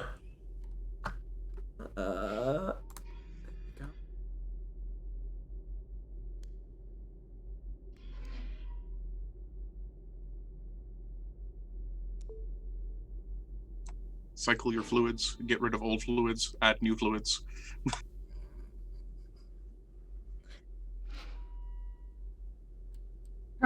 Turn off your desktop audio if you can.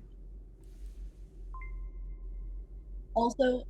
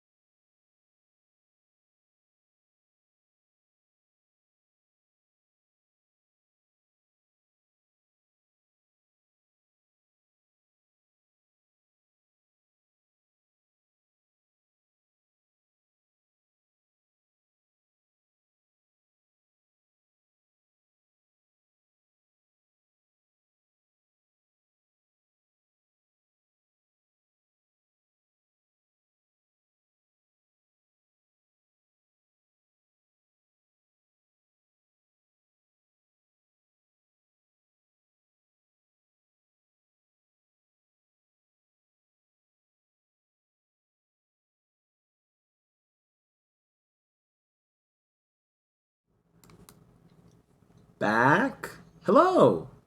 We should be back. I'm gonna fix this. Woo! We're back. See, We are back. it says it's at the top. Okay. That's okay. We'll fix it next episode. Yeah. It's probably not set up yet. It's not a big deal. Yeah, all right. That's what it is. Okay. So, welcome back, everyone. If you are just joining us now, things are going swimmingly. Our Yeah, okay. All right. the crew of the Freya, and Class 2 starship that has been exploring the cosmos, has had a run-in with a strange, much larger than a Class 4 warship that nearly tore them out of the sky. They wild jumped away, which was part of the problem, and the ship received immense damage. The mystery of what that warship is will have to wait, because first and foremost, they have managed to pull off an emergency landing on a nearby, seemingly unpopulated planet, or uncivilized planet. And there are some issues, to say the least. The first and foremost one being that the ship is out of fuel and badly damaged, and the power is barely hanging on. The ship cursory functions like opening doors and whatnot will work, but otherwise the ship is effectively shot until it receives some more repairs. Currently the systems are all in the process of rebooting, and the ship is coming back to a place of sort of being present and being awake at the very least, so you can get work done and do diagnostics and whatnot, and you're on this planet. All you can see is a tree line about 30 feet in front of the viewport. There are these very tall trees. It's almost palm-like in their nature, where they're really thin and tall. And then at the top, there's tons of wide flowers, providing massive amounts of shade and shelter. You do see what appear to be some fruits up there that might be edible to your kind. But there's definitely breathable air here. That scan was already done. Ro, upon the systems coming back, you see that in the shutdown, one of the things that shut down was your survey kit, and you did not get a chance to save those scans from earlier. You were going to be able to do some checking as to where that fighter was from, where that ship was from. Those unfortunately were. Do you want to save your work? Shut down. One of those things. No. There was no emergency. Yeah, exactly. Yes. Why no? Yes. Things were a little bit too rushed. I also shouldn't have turned off the autosave. Yeah. I also want to take a quick bookkeeping pause here and ask you guys something, which is so the way advancement works in Uncharted Worlds is you gain experience as a group when someone's individual experience track or advancement track is met, certain conditions. I don't know your advancement tracks off the top of my head. You want to go over them really quick, just so you and the audience know, and also I know, and also we know if we've gained any experience. Phera is nodding emphatically. What do we got? The one thing that I can contribute to sort out this madness is a point of experience. A ludicrous stunt turns the tides. Turned the tides, it did. Which one? All right, so everyone will get 1 point. You can only get 1 point of experience per track per session, so everyone gets a point of experience from that. Halifax, what do you got? Is it? If you're still going, I can go to some others. Oh, no, I have it. It's a passenger reaches a destination. Not quite. No. Sean? So mine is a forgotten places excavated, which we might get from there. the looks of it, we might get there tonight. but not yet. Not yet. Halcyon? Mine is a life is saved or destroyed by science. We might get there too, but for now we're okay. Not yet. And Ethan, I'm alternating between player name and character name. I took the one that I was pretty sure was definitely going to happen. Your mic. It's up here. Oh. There we go. I didn't see it. It was over here. I took the one that I was pretty sure was going to happen. A breakage occurs. That seems very easy, but okay. Putting it mildly. I will admit that one is it's kind of a gimme. like if it doesn't, it should have been a breakage doesn't happen. That would be a wild. rare occurrence. You go a full session with nothing breaking. All right, cool. Look, I had to come up with 50 of them. Some of them are going to be you did so. You're so good. misses. It's all good. They can't all be winners. So 2 experience then. We might get more at the end of the session, but 2 experience for now. Great, and that'll be that. So you guys are on the ship on the surface of this planet. What do you do? Yeah. So kind of after the initial, like, I imagine just jolt of landing and all. Oh, it was a smooth landing. You got down super smooth thanks to the concentrated efforts of the entire crew. There's still like a clear, like when an airplane lands, like no matter how smooth it is, there's still a ka-thunk. Mm-hmm. Sure. Halcyon comes over comms and is like, did we lose power? Like, completely? Ro, I know you said I would be losing power, but it seemed like we all lost power. That was totally planned and inclusive, and you were going to lose power and everyone else. Oh, no, okay. That was a mistake. No, I can't lie to you. That was a mistake. But he turns to Phera. Captain, thank you very much for I don't know, slapping some sense into me, I guess. So I appreciate it. Phera, who has no idea what exactly she did to turn the tides so much in their favor, is just going to say, "You're welcome." And on that note, is anybody injured? I don't think anybody should be, but is anybody? From the ship's console, which is still in the process of rebooting, a thin cloud of brightly colored plasma is going to leak out from one of the sides and come into the ship. A little bit of warning before shutting the power down would have been nice. This is, if I could find my notes here, this is VaTze. VaTze is the last member of the crew we have not formally met yet, and has been the voice of the ship thus far. VaTze is an amorphous cloud of plasma on most days, but can integrate with electronics, and so typically does so and rarely floats around in the vulnerable cloud form. Yeah, that wasn't super pleasant for him. I've been more injured. I've also been less injured, but I don't think you can do anything for me. Probably not. Kyoxi are pretty difficult when you're not. Kyoxi, I am so sorry. I don't really see many of you. No, I'm not. Never mind. Quick point of clarity. Not a Kyoxi. Kyoxi have microchips and plug into things. Similar feature, but not actually the same race. He's a cloud of plasma. No one knows exactly what he is. Gotcha. My mistake. Do we have a piece of technology that isn't hooked up to the ship? I'm afraid I might have burnt out a lot of stuff. And I apologize. I apologize profusely. Bowing to the cloud. Maybe we can get you something that isn't hooked up to the ship until we get the ship fixed. You know, I have my little repair drone that I fly around to repair the ship on the outside.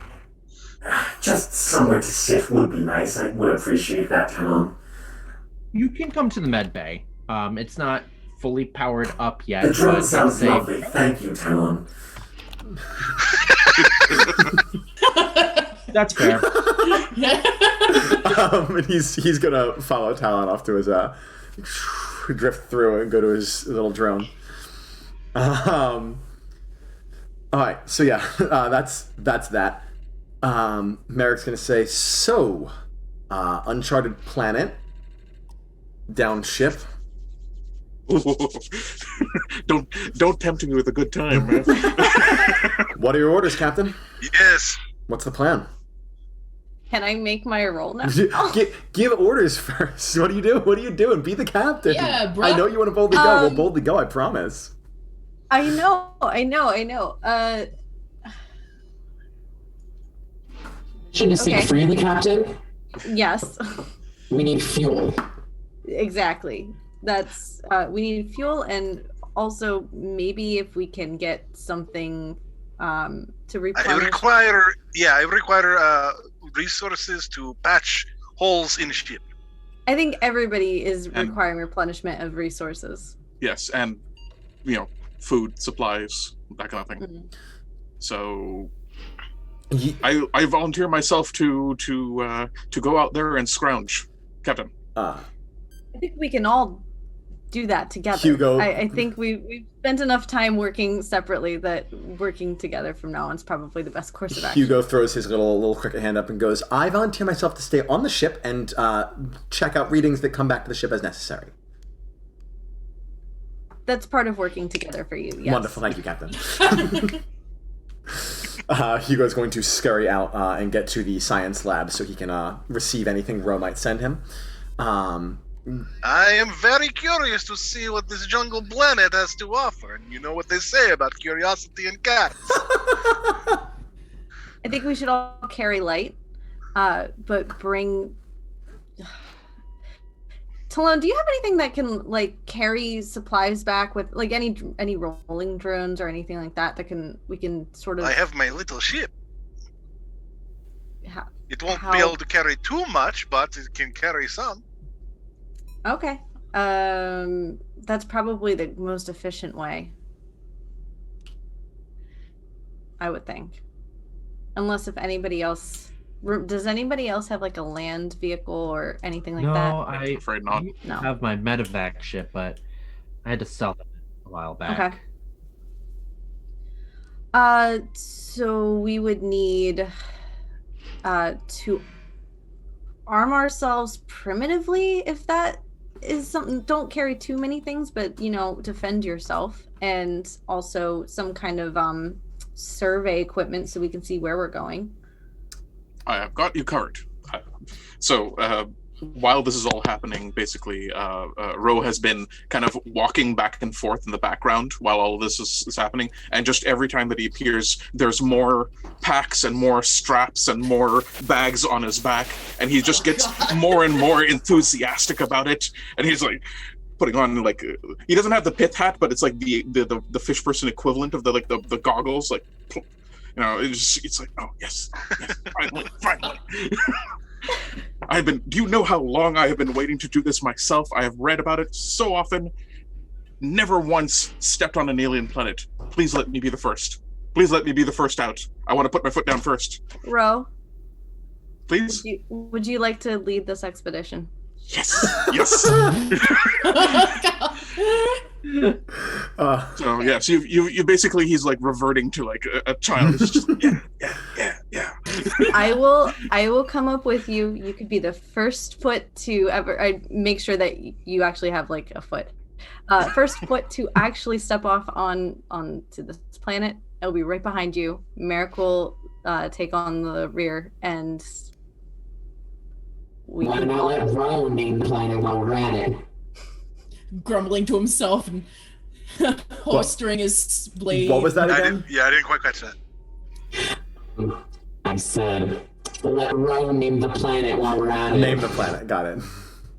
Yeah. Oh, could I? No, that's too far above my station. I would have to get a dispensation from the Galactic Society, and then of course my professors would, my you can peers give would. it a placeholder name. How about that?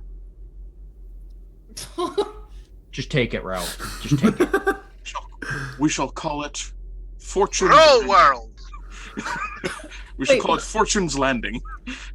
Fortune's Landing. Okay. Let's see if there's anything we can actually extrapolate from this planet first before we determine if it's a fortune. All right. So Fair enough. Workshop it. are all of you going on this expedition? All 5? I think we all should. Okay. Yes. Other than Hugo, is anyone staying on the ship by Phera's orders? I think if we're all armed, Gammon can stay behind and be with Hugo. All right. Vexius also. Vexius, where's Vexius? Vexius is in Talon's flyer. Okay. Sure. I think okay. Vexius, when anything is also like when we collect anything, can you just give it a cursory once over to see if there's see what you can pull from that? Yes, of course, not a problem. Can Vexius fly my flyer without me being in it? With your permission, yes. Okay. He can operate electronics, so Yeah. not as adeptly as you can. You know the flyer better than anyone on the ship, but yeah, he can. But for purposes of if we find something, they can take it back real quick and come back. Sure. All right. So you you guys disembark from the ship. The 5 of you plus Merrick. I don't know. I said Merrick. With the flyer in tow, sort of primitively armed with whatever you need, with the exception of Ro, who is very excited to take the first step. The ship groans and complains as it opens the kind of docking bay door, kind of, and finally opens and hits the ground with kind of a thud as we find ourselves on this currently nameless planet. So you step out. Ro stops right at the edge of the ramp. Kind of looks down to make sure that he's going to be stepping on something hopefully not too organic, let's say, and says to himself, I really should have written something for this moment. Some sort of nice. Talon walks out. No. I see Talon and I step forward so I get the first draft and look very offended. You were gonna steal my thunder, weren't you? You were thanking Delon. All right. I mean, I guess that's fair. And then you like everybody else, I'm imagining just walking past him as he's like, I guess that's fair. At first glance from here, you got the jungle. You're gonna have to do some traipsing through to really find anything in specific. Phera, would you like to make your boldly go roll? I would. I would also like to say on the comms, like kind of off to the side, once Talon's out of earshot, I'm going to say, Hugo, mark in the log that Ro was the first foot off of the ship on this planet. And you get back from the comms. Yes, ma'am. Yes, ma'am, not a problem. Oh, that one fell. Sorry. Oh. That certainly is a roll. Is it? Yeah, but it's not a bad. I mean, it's a mixed. It actually doesn't do anything. It's a 4. Oh wait, plus 4 force 5 6. It's 6. Still nothing. So, just because it doesn't say it does anything does not mean it doesn't actually do anything. Yeah, it's a GM move. A 6 means. Oh no! It's like Monster of the Week style. I get to hold something over you. If nothing bad happens now, it may very well happen later. Because it says the GM will choose one. That's on a mixed. Yes, meaning one of the good things that could happen from a boldly go roll. Do you want, just for the sake of knowing why we took that risk, do you want to go ahead and what are the 3 things a boldly go roll can lead to? Something potentially or you encounter something potentially profitable, something currently useful, or something uniquely awesome.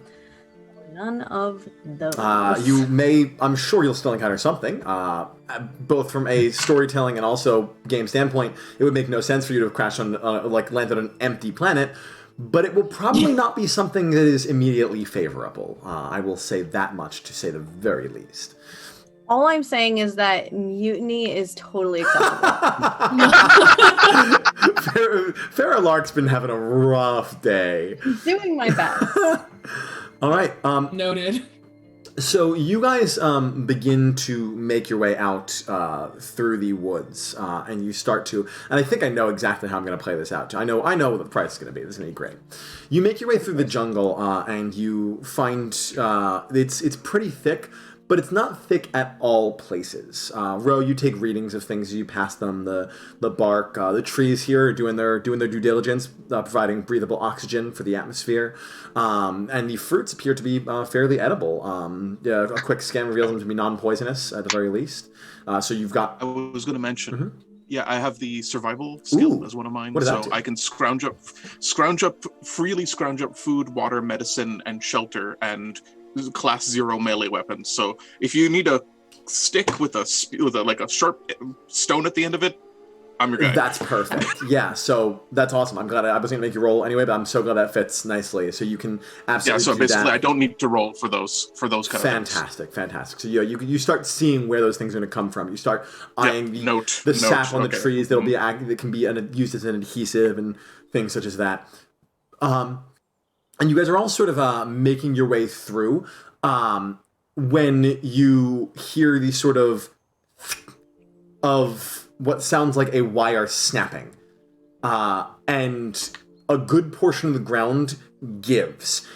It seems that whether or not this is primitive here for a long time ago or placed recently, a trap has been placed here on this planet, and there's an immediate kind of snap and crumbling as some of the ground starts to just like plummet downwards. Everyone who wishes to not fall in this trap may do a quick finesse act under face adversity, except Phera. Phera, you're going down. You are falling down this trap because this is the consequences of your actions already. Literally was going to say it might as well. Yes, tell him.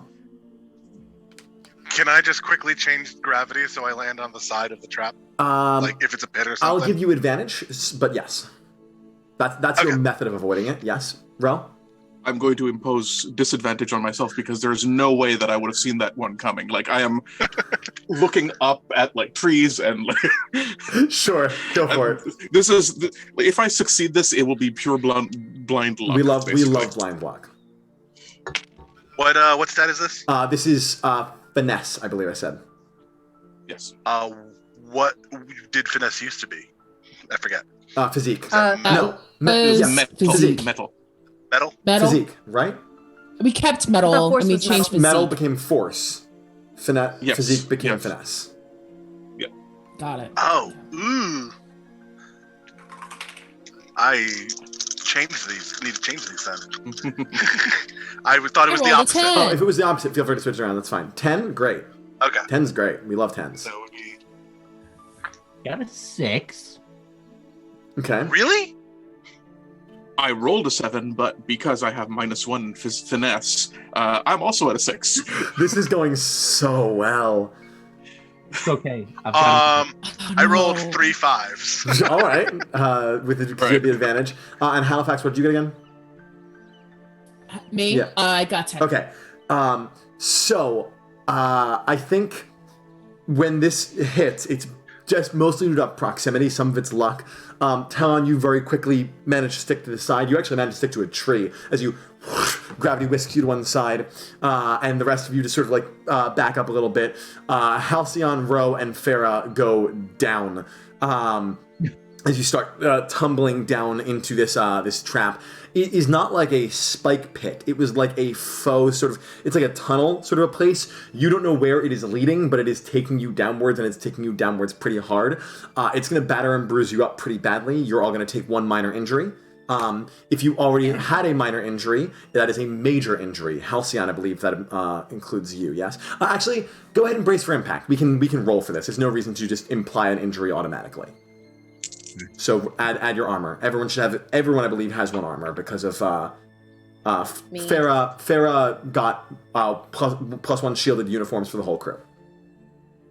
So mine is more. Wow. That's true because the Malleuses have 1 armor naturally. So okay. So it's +2. Halcyon and Halifax have 2. Everyone else should have 1.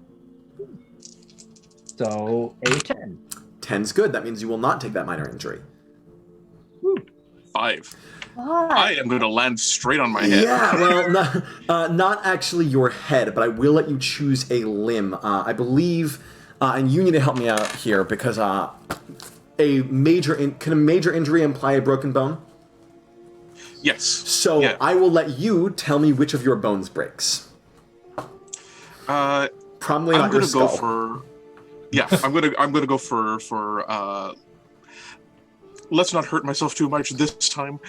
Normally I do left arm, so Okay. I can still do one-handed things, but basically I try to catch myself. Imagine like tilted like that, so I'm trying to catch myself like that, and then the elbow bends entirely in the wrong direction. Yeah. It's like gross, cracky. Okay, no, sound. that's that's definitely not supposed to bend that way. And Phera, what did you get on your brace for impact? I just break that sprained ankle. Well, what did you roll for your brace for impact roll? 6. Yes, you can. This is the second time I'm changing my dice. Goodness gracious, yeah, you're having rough luck with those dice. I'm so sorry, everybody. So, Halcyon, you managed to kind of tuck up a little bit and just kind of roll down using your natural armor to brace yourself as you kind of go down this tunnel. Ro and Phera, you both land pretty messily, with Ro with a broken arm that kind of snaps backwards. Phera, you catch yourself instinctively on your feet, which seemed like a good idea at the time, until you hear these snap and feel your foot just kind of go backwards. And the rest of you are still up above this pit trap. You actually can't see how far down it goes, but it does seem to go, for my people who fell down, at least 40 feet before kind of emerging elsewhere. You don't actually know if this was meant as like a trap first and foremost, or a secret passage or something, but it takes you down like to a lower, like underground sort of section or area. All right. With my good arm, slap the little light on the shoulder to like, illuminate, because I'm assuming that we didn't have our lights on, and from still lying on my back to say, status check, everyone alive? Yeah, I'm fine. Halcyon's so chill. Dust standing up back to them, just starting to dust themselves off a little bit. I think I broke my ankle, and I'm glad we have the medic with us. Oh, broken bone, I hear. And immediately whips around, pulls his pack off. Do you? Yeah, Ro's still. Oh, go ahead. Sorry. No, Ro's still on the ground, but just like he's still like. The ceiling is spinning, so to speak. Yeah. And he's just, this one arm just comes up and just goes, adventure! Woo! And then like flops back down. Oh, no, buddy, no. Bro, you should... Bro, lay there. Halcyon, do you... Keep doing what you're doing. Do you have a portal... Do you have a med kit as one of your assets? Sure do. All right, then you can go ahead and start using that. But before you start patching up your poor wounded comrades, I want to check on my folks who are up above. What's your play here? I would have tried to get in contact with the captain. Okay, yeah, you can just call down. That's fine. Well, while that's happening, Talon is just gonna jump off the tree and then just casually walk down. Just walking up the side of the bit line. You're gonna hit that as well. So go ahead and call out. Let's conversate, Halifax. Captain? Yeah, we're okay. All right. Do you want us to come down? I'm gonna switch over to my comms. I don't think it broke. Did it break? The comms did not break. Who No. knows? Okay. I'm gonna switch over. No, not yet. I'm gonna turn my light on too, because currently Rose is like the 20th century Fox lights. You're my only friend in adrenaline. I like you. I'm gonna take like a look around. Is there anything with the lights on that indicates that it's more of a passage than a trap? Yeah, now that you and Ro both have lights on, the two of you can sort of see around the place. I think so. Let's. Who makes this roll is going to depend on who Halcyon is taking care of first. Hal, who are you? I don't think we need a rolling here. I get overexcited about rolling sometimes. You can just look. So looking around this passage, you can see it is a bit of a passage, but it doesn't go much farther. It does appear to dead end down here. It goes for maybe another like 20 feet or so. At the bottom of that, you can actually smell what it seems to be some sort of rotted matter, maybe raw meat that is just rotted over time. And you see some like kind of just bones down here as well, but like of animals and things that you don't recognize. Longer or thinner or thicker in certain places when you necessarily wouldn't expect. You haven't seen any wildlife thus far, but this does appear to be some sort of primitive trap that just has a way to get down and check what has fallen in. So potentially a way to climb back up? Potentially. Well, it's certainly a lot easier with people on the top side. Okay. The way to get back down, what does that look like? It's sort of a slope. So it starts very steep and then it kind of curves towards the bottom to flatten out a little bit. Are there any wood or stone embedded into it that we just tumbled over, or a rope? Nope. Or anything? Okay. So I'm gonna get back on comms. No, don't try to come back down. I don't want to risk anybody else, breaking any bones or anything like that. Just keep your head on a swivel. Just make sure don't wander off too much. There might be more traps. Kind of stay put. We'll try to come back up. Do you want me to try to get you back up, or do you want me to just stay put, Captain? Just stay put for now. We'll see if we can come back up on our own accord first. And if we can't, then we may ask for your assistance. Hal is gonna roll his eyes like, God damn it, why did you tell me to do this? And he's going to say, Aye, Captain. All right. But before you guys are getting back up, Halcyon, you have some healing to do. So you are not in the most ideal scenario right now, but you're not under any time pressure. If you don't mind taking more time, it'll just be a flat roll. If you're trying to do this quickly, I'm going to give you disadvantage. No, he's probably just going to take his time with it. There are 2 injuries. But yeah, he's going to take a look at both of them first and be like, Ro, you're much worse off. Captain, I'm sorry, but Ro he has a new elbow. I'm just going to... I would have insisted that you repair him first. Right on. Ro, just lay there. Just stay laying there. Maybe look that way while I work on... Understood. And Rose now realizing this situation, but he turns to Phera and just says, hey, Captain, please don't go exploring without me. If you see something that I don't get to see, I will be very upset. So also, I have a broken ankle. I can't go anywhere right now. Good. Not good, but you know so what I mean. Also still up at the top with Halifax is Merrick, who did not fall down either. And he, who's just kind of been listening to all of this and waiting for orders, is going to call down, hearing what's going on and going, hey, Ro, you want some morphine? Actually, yes, that would be wonderful. I didn't have any in my pack. If you could, hey, Talon, can you bring some down to us? I mean, I just got there, but sure, I can go back down. Up you go.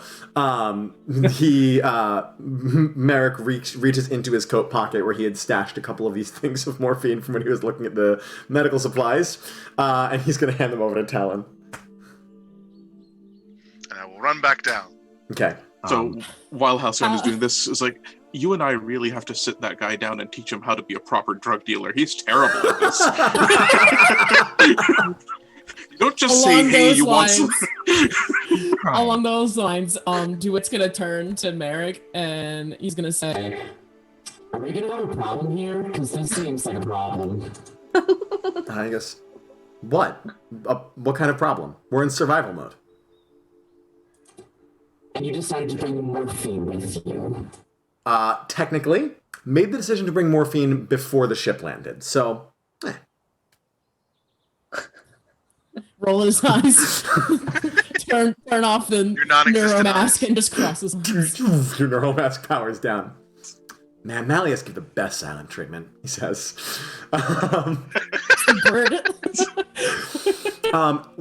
Yeah. Before Halcyon gets to work on Ro, I have a hunch that Ro's not going to take this well. So I would like to kind of take his shoulder anywhere where he would allow me to like have him focus and say like, tell me about the resources that you're most excited to collect. Like just asking questions right. Distract him. Yeah, so he goes into this whole spiel about anything from an ancient civilization that includes pictographs, because that's where the money is. That's where you get like grants, because if you can have like and then I'm okay. How much money does like, one because you have to imagine the fish eyes, right? Like they're on either side of the head, so they can still have enough of a vision back there of, oh, I saw that. I really wish I didn't see that, but I saw that. Sorry, go ahead. It's okay to cry, Ro. The third elbows are not a good thing to have, and they're not fun to heal up either. Just splint, please. I'm working on it. Just please. While you are sorry. Also, morphine. I'm coming. Yeah, you can make. It's not that far. You can make it down with the morphine. While you are down there, Halifax and Merrick, your comms are going to start picking up on another signal. It's distant. It's cutting in and out, but you hear anybody here? Getting the frequency? Anybody here? It kind of just... It's not a repeating message, but it is someone saying the same thing over and over again, and it's kind of cutting in and out. Gonna, like, turn his head to look at Merrick and, like, give, like, a point to, like, the comms and be like... Shrug. Captain! We've got someone else here. Someone calling out to us. Like, within eye shot? Comms! Like, where? Oh, okay. Do I hear this on comms? No, the underground is dampening it. Signal's already weak enough. Okay. What's it saying? Just checking if we're here. You want me to respond?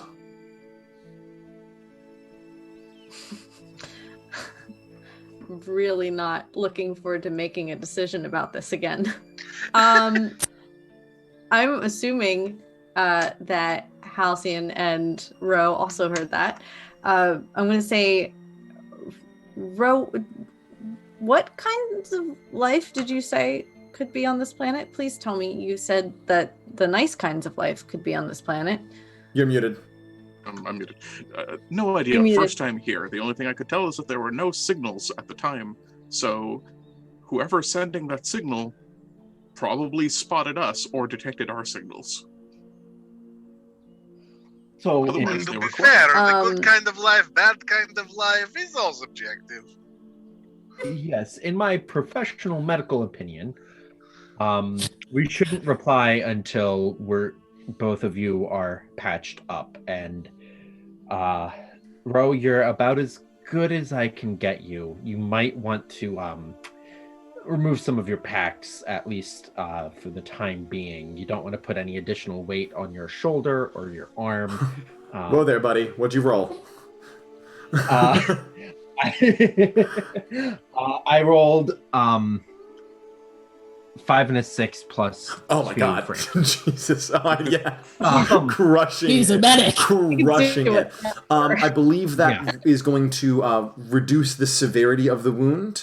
And you patch up just fine. So now it is considered a minor injury. I'm looking to you, Sean, about this. That seems reasonable. Seems like a reasonable thing. I'm still gonna be like arm in sling. I guess. Yeah. The minor. It's a minor injury. Your arm's in your sling. It's doable. It's no longer crippling. And still not gonna use any. I'm not gonna use it for. In the interest of expedience and your expertise, I'm just gonna say we can carry that roll over to Phera as well. You beat a 13, so that can just be your patch for both. There's no need for you to roll. And then Halcyon turns to Phera and is like, "All right, your turn. You've already done this. Go ahead, lay down, and I'll just sit here." So this is going to take some time, and by the time the patching up is done, the voice has stopped reaching out. Maybe they're moving around, or maybe they stopped trying, but the signal has gone for the present moment. So gone as in like it's not in range anymore? You don't know. It's either not in range or not trying, but you don't know. Okay, if only there were a science officer up here to better decipher that. I could go and like scout ahead, maybe see if I can find where the signal is coming from. Not a bad idea. Where are you when you say this, by the way? Are you down? Or up? I am having very easy time going back and forth between, so it doesn't really He matter. can literally gravity walk on the sides, so not a problem for him. But like where in the current moment? Somewhere between, you know? I assume after the signal stops. We could probably all hear. Yeah, it's not deep. Yeah, you guys have comms with each other. It's fine. So no, I don't want to split up the party any more than it's been. I'd rather us all, and I can't believe I just used a D&D reference. I'm so sorry. I would have said crew. This is a very sad part. There are no snacks. I brought the morphine. Split the crew. Oh my god. Morphine, Merrick, you're not bringing any more morphine. We're not using any more morphine right now. Right now. Okay. Nobody go anywhere right this moment. Let's try to at least get from down to up, all of us. Okay. Do we have any like ropes or anything that I could throw down to you guys? Sloan, can the flyer assist but not carry? Because we are down a leg and down an arm. So if we can kind of both try to climb back up using Dewitt the flyer. has rope. Who? Dewitt has rope from the infiltration kit. Great. The climbing tools as well. Oh, hell yeah. Okay, I didn't realize you had an infiltration kit. I don't see the need to make a big thing about this. This spontaneous pit trap was... it's taken enough time. I think between a flyer and a rope, you can help everyone back up easily enough. One by one, kind of carefully lifting people out of this pit and back into the jungle. Again, you now know there is someone else out there, or at least a signal out there. Though right now they are no longer reaching out to you. You guys are back on the We know the general direction? No. It's like a walkie-talkie. They wouldn't come with direction unless you have Ro has a survey kit, I believe. Yes, I do. So the whole crew does. Well, the NPC crew does too. Okay. So there's plenty of survey kits to go around. So we can get multiple devices out and. Okay, so my suggestion then is that we find ourselves somewhere to set up camp, somewhere at least minorly defensible, and then we can set up, excuse me, I'm just going to read. We have motion sensors, deep scanner tripods. We basically need to deploy all of this stuff. It's all like telescopic poles and whatever. So we need to find somewhere where the ground isn't so uneven and where we can get a little bit of sky coverage so that we can maybe even reestablish communications with the ship and then use that as the next step moving forward. Okay. You can do that easily enough. Agreed. All right. So yeah, do all my setup, dust off some of this stuff, and this might concern the others, but Ro, when he pulls out his survey kit, a lot of it is still wrapped in the original cling wrap and stuff like that. And you realize that he's never actually used it for real. Like it's brand new. Like it's brand new camping gear. Oh my god. I'm gonna run to the bathroom real quick. I'll be You're right good. back. Okay. This is gonna be great. Merrick says. So Do you know how to use any of this? Huh? Hal's gonna speak up and say, No, do you know how to use any of this? Absolutely, I do. I have seen all the schematics. Heck, I even have tiny little miniature versions of them that I built. This is going to be great. I've never had to use it in a while, though. Are you setting it up here, or do you want to try to find a flatter space to work with? Oh, yeah. Yes. Let's go find a flat space to maybe slightly elevated, little bit of less canopy, or somewhere we can reach the canopy to, like, chop it. Ro, this time, since you're the one looking for a place and you are now a little bit, I wouldn't say lost, but you're definitely pretty deeper in the jungle foliage, can you go ahead and make an assessment using... I would say intellect. This is just a thing you're going to be noticing or looking for. Okay, sure. I think that seems reasonable. Yeah. Either that, or you can ask me for force if we are actually, trekking through the jungle. I tend to use force as a... I will let you choose which one you want. I think intellect is suitable here. If you want to use force instead, you're welcome to. I guess I'll use the intellect, but you're free to hit me up with any penalties or disadvantages you want me to. Roger that. I'll let you know if it comes. All right.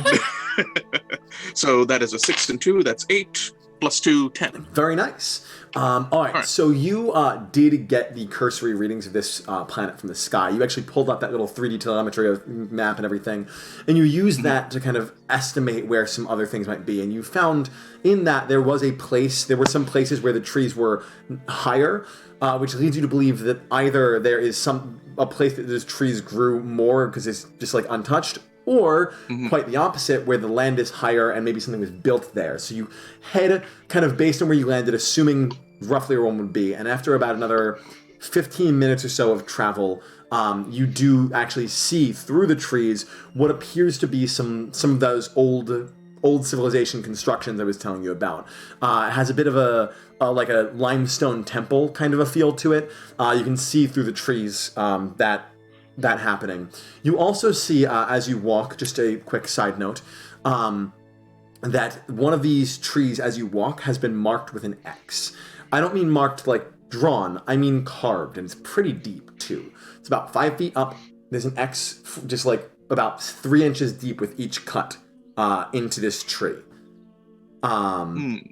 That's something you would notice as you pass, just a little bit of a bonus. And I would say with the 13, there's not really much to give advantage about finding this space, but I will give you advantage on using the survey equipment because it is something that, with your assessment, you did really good with. Yeah, what's up? Yeah, may I? Because usually with the assessment, it's a data point.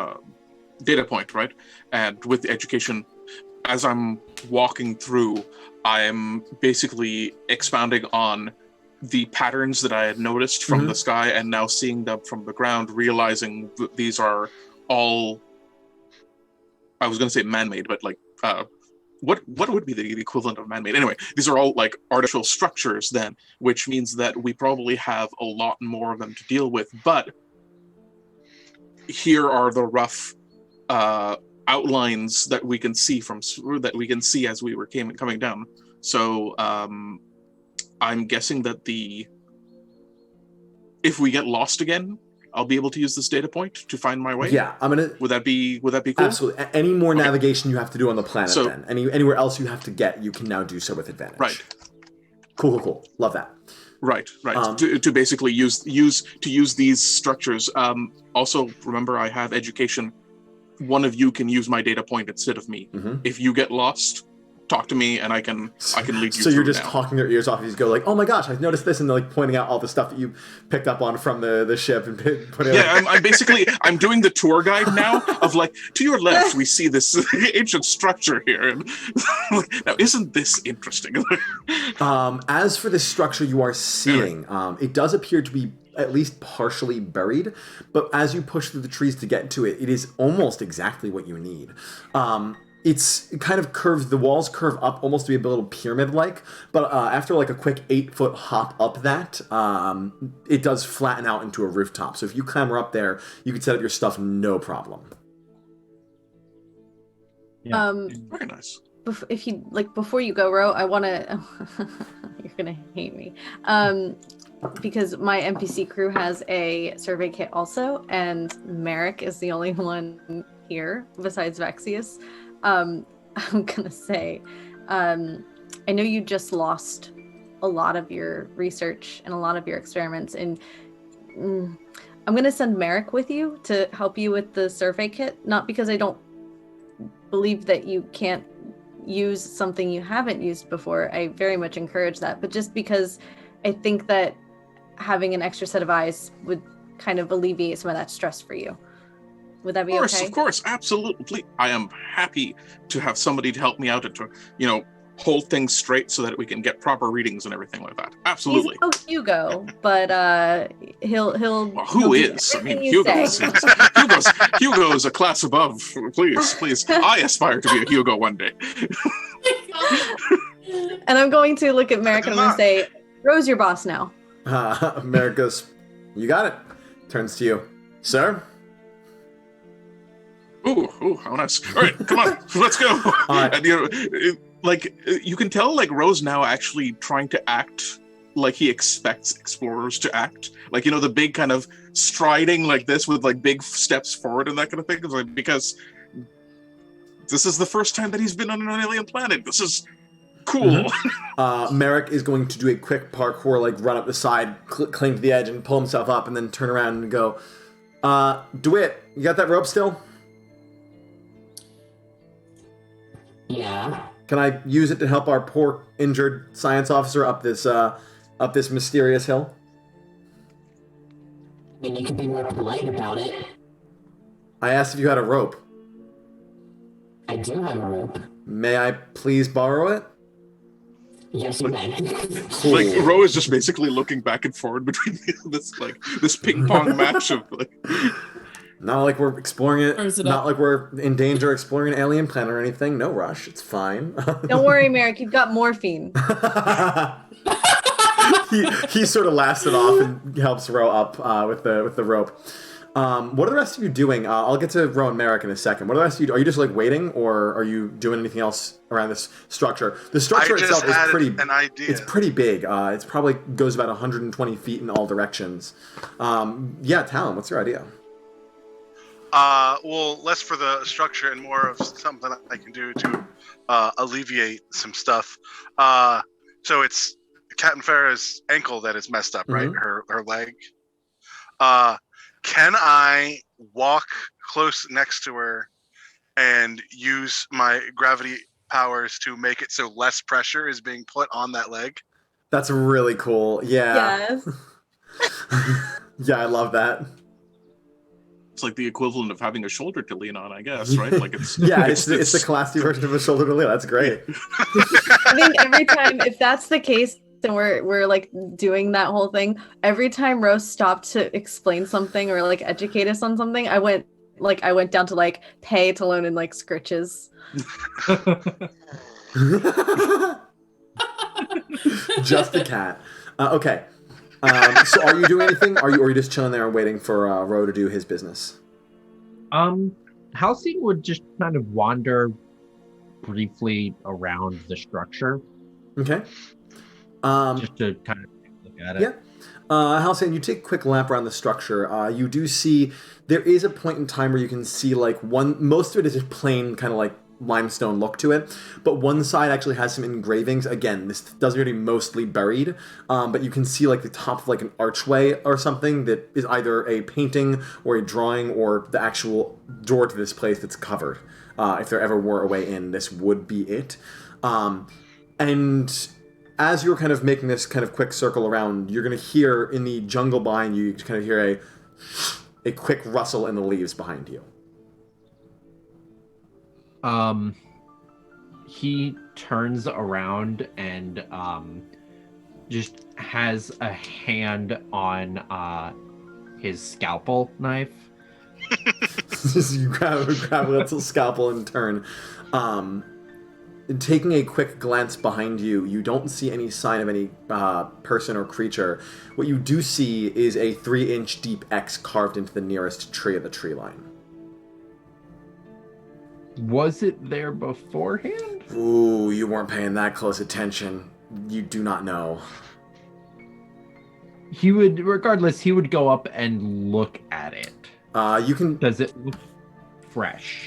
Go ahead and give me intellect assessment, please. Hey, that is 7. 7. That mixed success, so no data point to go with it, but it does. You got to look at the other one as you passed by. You got to look at this. You can still see the sap dripping from one little piece of this. It does appear to be fresh. Halcyon walks rather quickly back and goes on comms and says, "So we're not alone." As soon as he says that, my gun pops out of my little suit. Merrick is much cooler about it, but he is gonna like do the thing where he pushes his coat back and like puts his hand on his like holster on his hip, that kind of thing, where he just like has it at the ready. My one good hand smacks him in the thigh and says, "No, hold it upright, both hands." Meanwhile, this is a great transition. Up on top of this this little plateau, you see this roof of this place as plain as the rest of it. You're not really seeing many markings or engravings or anything here. It's weird because, again, it could just be a roof for a building, but this has something else about it. The fact that it's like kind of still amidst the overgrown jungle, and the fact that it's just sort of like a perfectly flat rooftop. Something about it reads as strange, though what you can't really put your finger on. But you get your stuff set up, you get the gear set up, you now have your survey kit set. Is there anything specific you'd like to do with it? I think the first thing is just a general topographic ping to get a lay of the land and see how many more of these structures are directly around us. Absolutely. There's not a lot directly around you, but you do a quick topographical map. I think it probably goes out 100 miles easy. And get a kind of feel for it. There's no other structures quite like this one, though there are definitely the ruins of some others. There's like bits of limestone jutting up from various places. There is one about 60 miles, if I don't know if this place has north and west and whatnot, but if there were a north, it would be about a northeast from here, kind of at a V. If you came down from your ship this way, it would be going back up this way. About 60 miles, there's another sort of one of these places. That is actually bigger and seems to have an uncovered like entrance and whatnot. Seems to have a way to get in. There's also plenty of other clearings, and something else you are going to ping on that topographical map is one of those clearings, probably only about 20 or so miles away, has what appears to be a starship. Not yours. Ooh. Complicated. Okay, so yeah, at first it's like just I'm imagining it's like gribbly. It's like just like all of these weird angles because it like bounces off the ship's hull, and I'm like, the hell? Okay, focus. Yeah. Oh, okay, there we go. Okay. And you get this Right. starship. It's so yeah, hustle to the edge of the thing. I was like, all right, we got ourselves a starship. That away, and I point. And actually, I was like, wait, no, hold on. Bring out the little disc thing, put it down, and do the little 3D. Like the little 3D grid shape. And I'm like, we're here. That's our ship. That's a ship that isn't ours.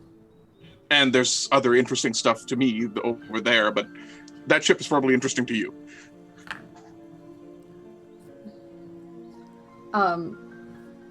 Meanwhile, there's a lot going on here. I don't think anybody really glossed over the fact that we're not alone.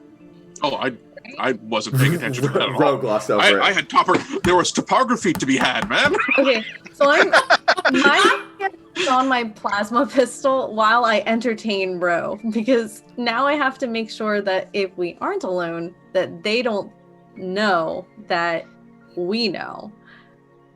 So I'm going to say make sure you manually save every 2 minutes, Ro. Muted. It happened once, okay? It happened once. Yeah. And then of course he surreptitiously saves because he had not done so. You also do have a part of the survey kit. You can get in contact with the ship again if you would like to, and you can also just reach out a general broadcast if you want to try to find whoever that was. Mm-hmm. Oh yeah. Do you want me to reach out? I'm not going to if you don't say so, because calling people is not my style. Now I don't know because of the mysterious entity carving X's in trees. Just hold on a moment. Do I have a survey kit also? I don't think you would personally, but Merrick does, and you can use his.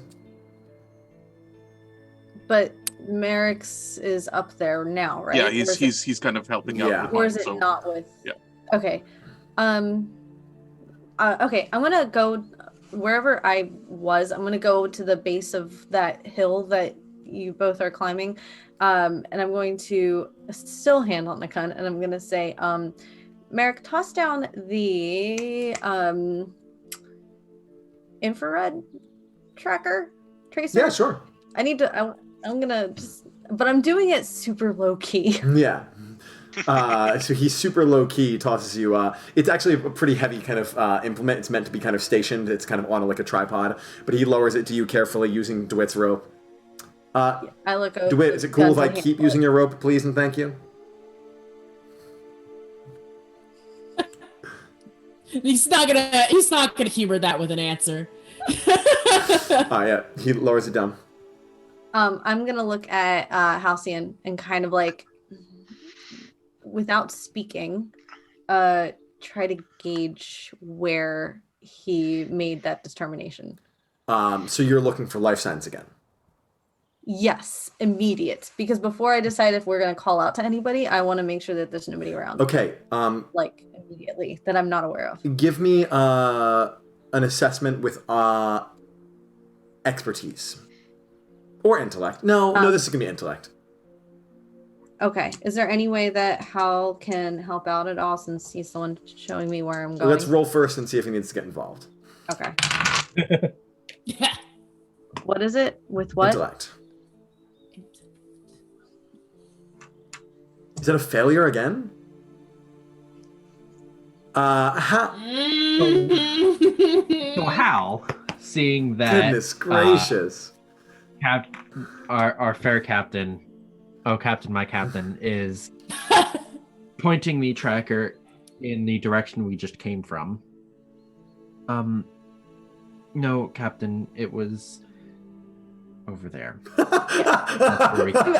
I've got my hands full with a lot of people, so that's where I credit my failure. Can you please roll get involved plus influence? Oh no. Oh no. Oh my god. This is going so poorly. Am I talking to people? Is that what that means? So that's a 9. Mixed success, which means you do improve hers to a mixed at a certain cost. So you go over to where it was, and the two of you are sort of like fiddling with this together. It's neither of your strong suit, and I think there's one of the power surges in the wild jump threw off a circuit, and after this use, it sort of shorts out. You get a reading on it, but this is the last reading this is going to get until it gets taken care of back at the ship. You're not going to get any more life signs from this at the moment. That said, Can I fix it? hypothetically, actually, yeah, we could give it a shot. But for now, you are going to check that reading, and there's a moment you think that maybe the thing is busted entirely. The whole sequence of this took maybe about 30 seconds from him to come over and stand it alone, you to get the thing and run it over there and check. And this thing reads far out. And the closest life sign you're getting, the only ping you get, which is, even that is already fading, is about 4 miles out.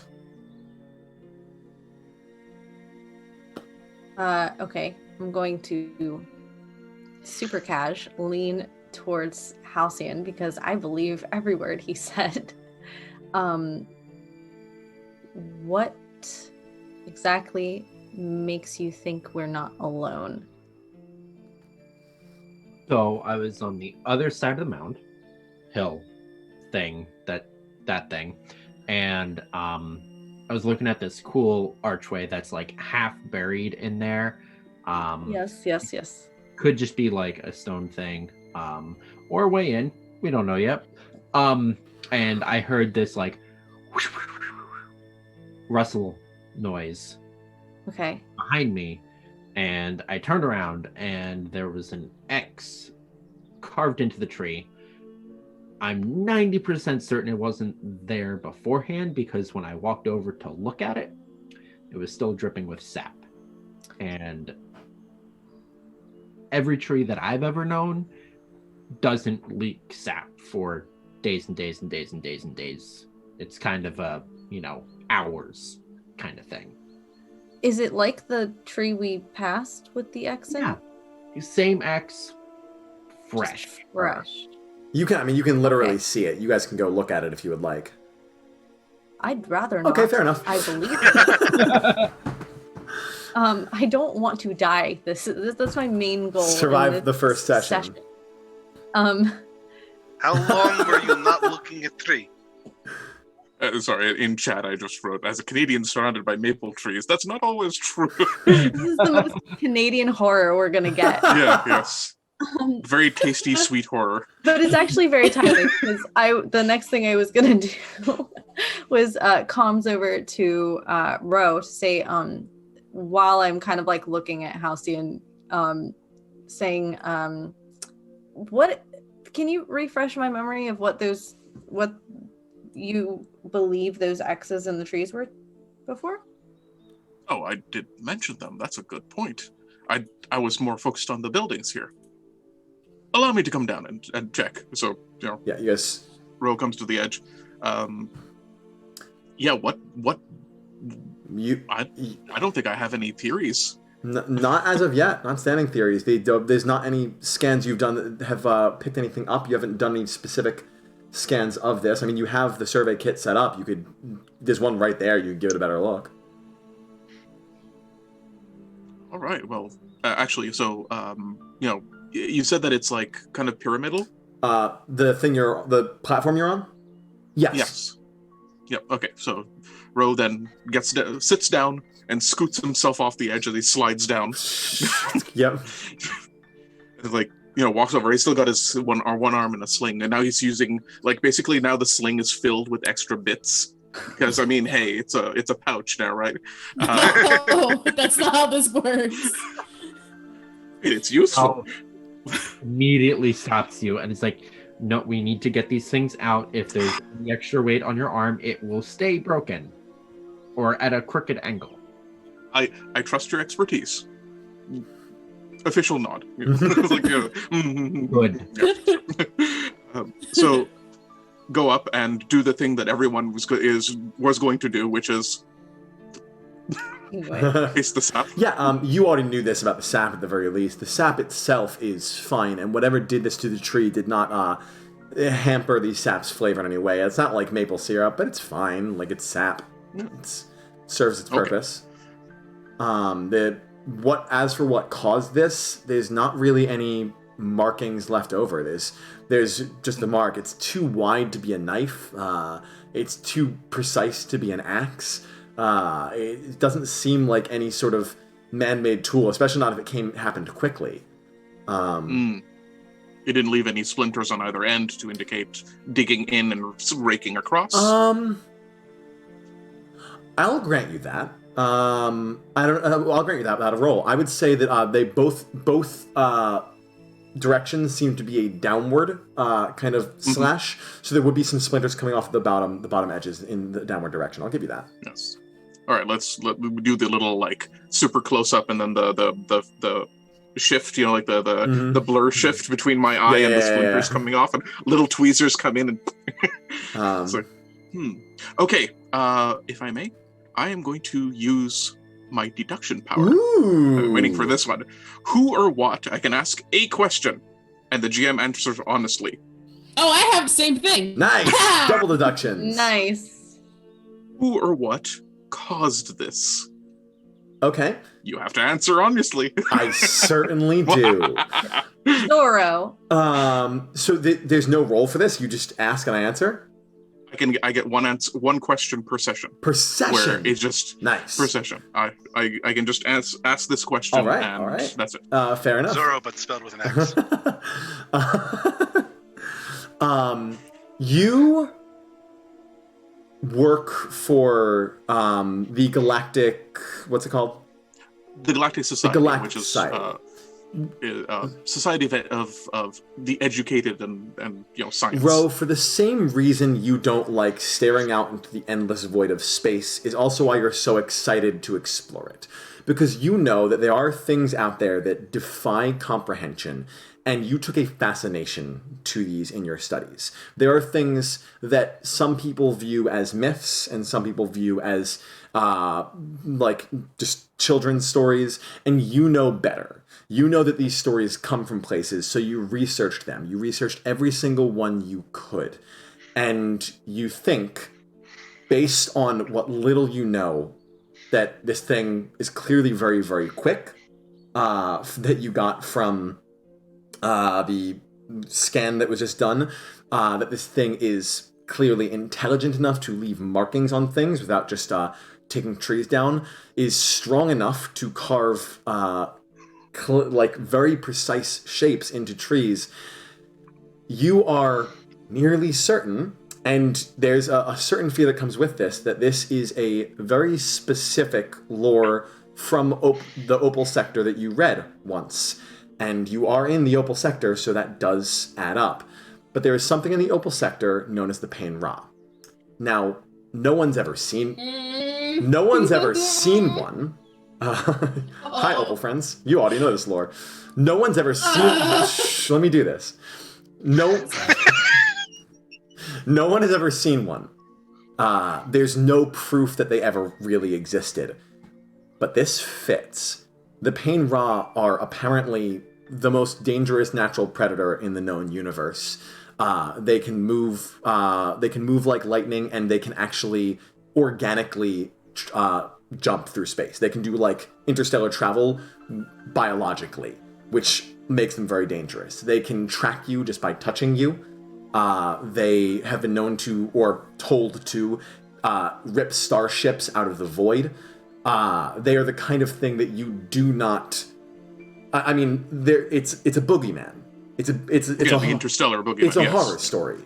The fact and if your deductions are correct, this is either someone imitating one very, very well, which is a really specific pitch, or the stories are real and it's here. And that, I think, is a really good place for us to stop for the night. We're just about at 10 o'clock. Space Chupacabra. Can I basically more or less everything you just said repeated through Ro? Like as it, like, you know, holding up the splinter and like, I get to do the scientist monologue, you know, the thing that Absolutely. will invariably get me killed because. And for my Opal sector folks who know this story, do go ahead and read up, because I'm sure Ro will be like, oh, this is this, and you guys can absolutely fill in some blanks that you're aware of. Yep, that's gonna happen. All right, so that was our first session of Tales from the Infinite Verse. Welcome to the space horror. It's not all going to be horror, but this one is. Space Wendigo. Yeah, that's our first session. I'm going to leave this stream just kind of going in the background for a little bit. If you had a good time, please tell your friends. Give us a follow. We'd really appreciate it. Make sure you check out our captain's streaming. She streams at Erin My Laundry. Does video game streams, really cool, really chill. But yeah, otherwise I'm going to leave this up for a little bit, and we do this every other week. I'll be posting the video for this on YouTube next week. Every other Sunday we'll post the recording, so if your friends missed out, they can check them there. And otherwise, we will see you in 2 weeks for the continuation of Tales from an Infinite Verse. Good night, everyone. Good night, everyone. Oh. I like how you moved I'm out of the way and then went to actually. I'm so good at this.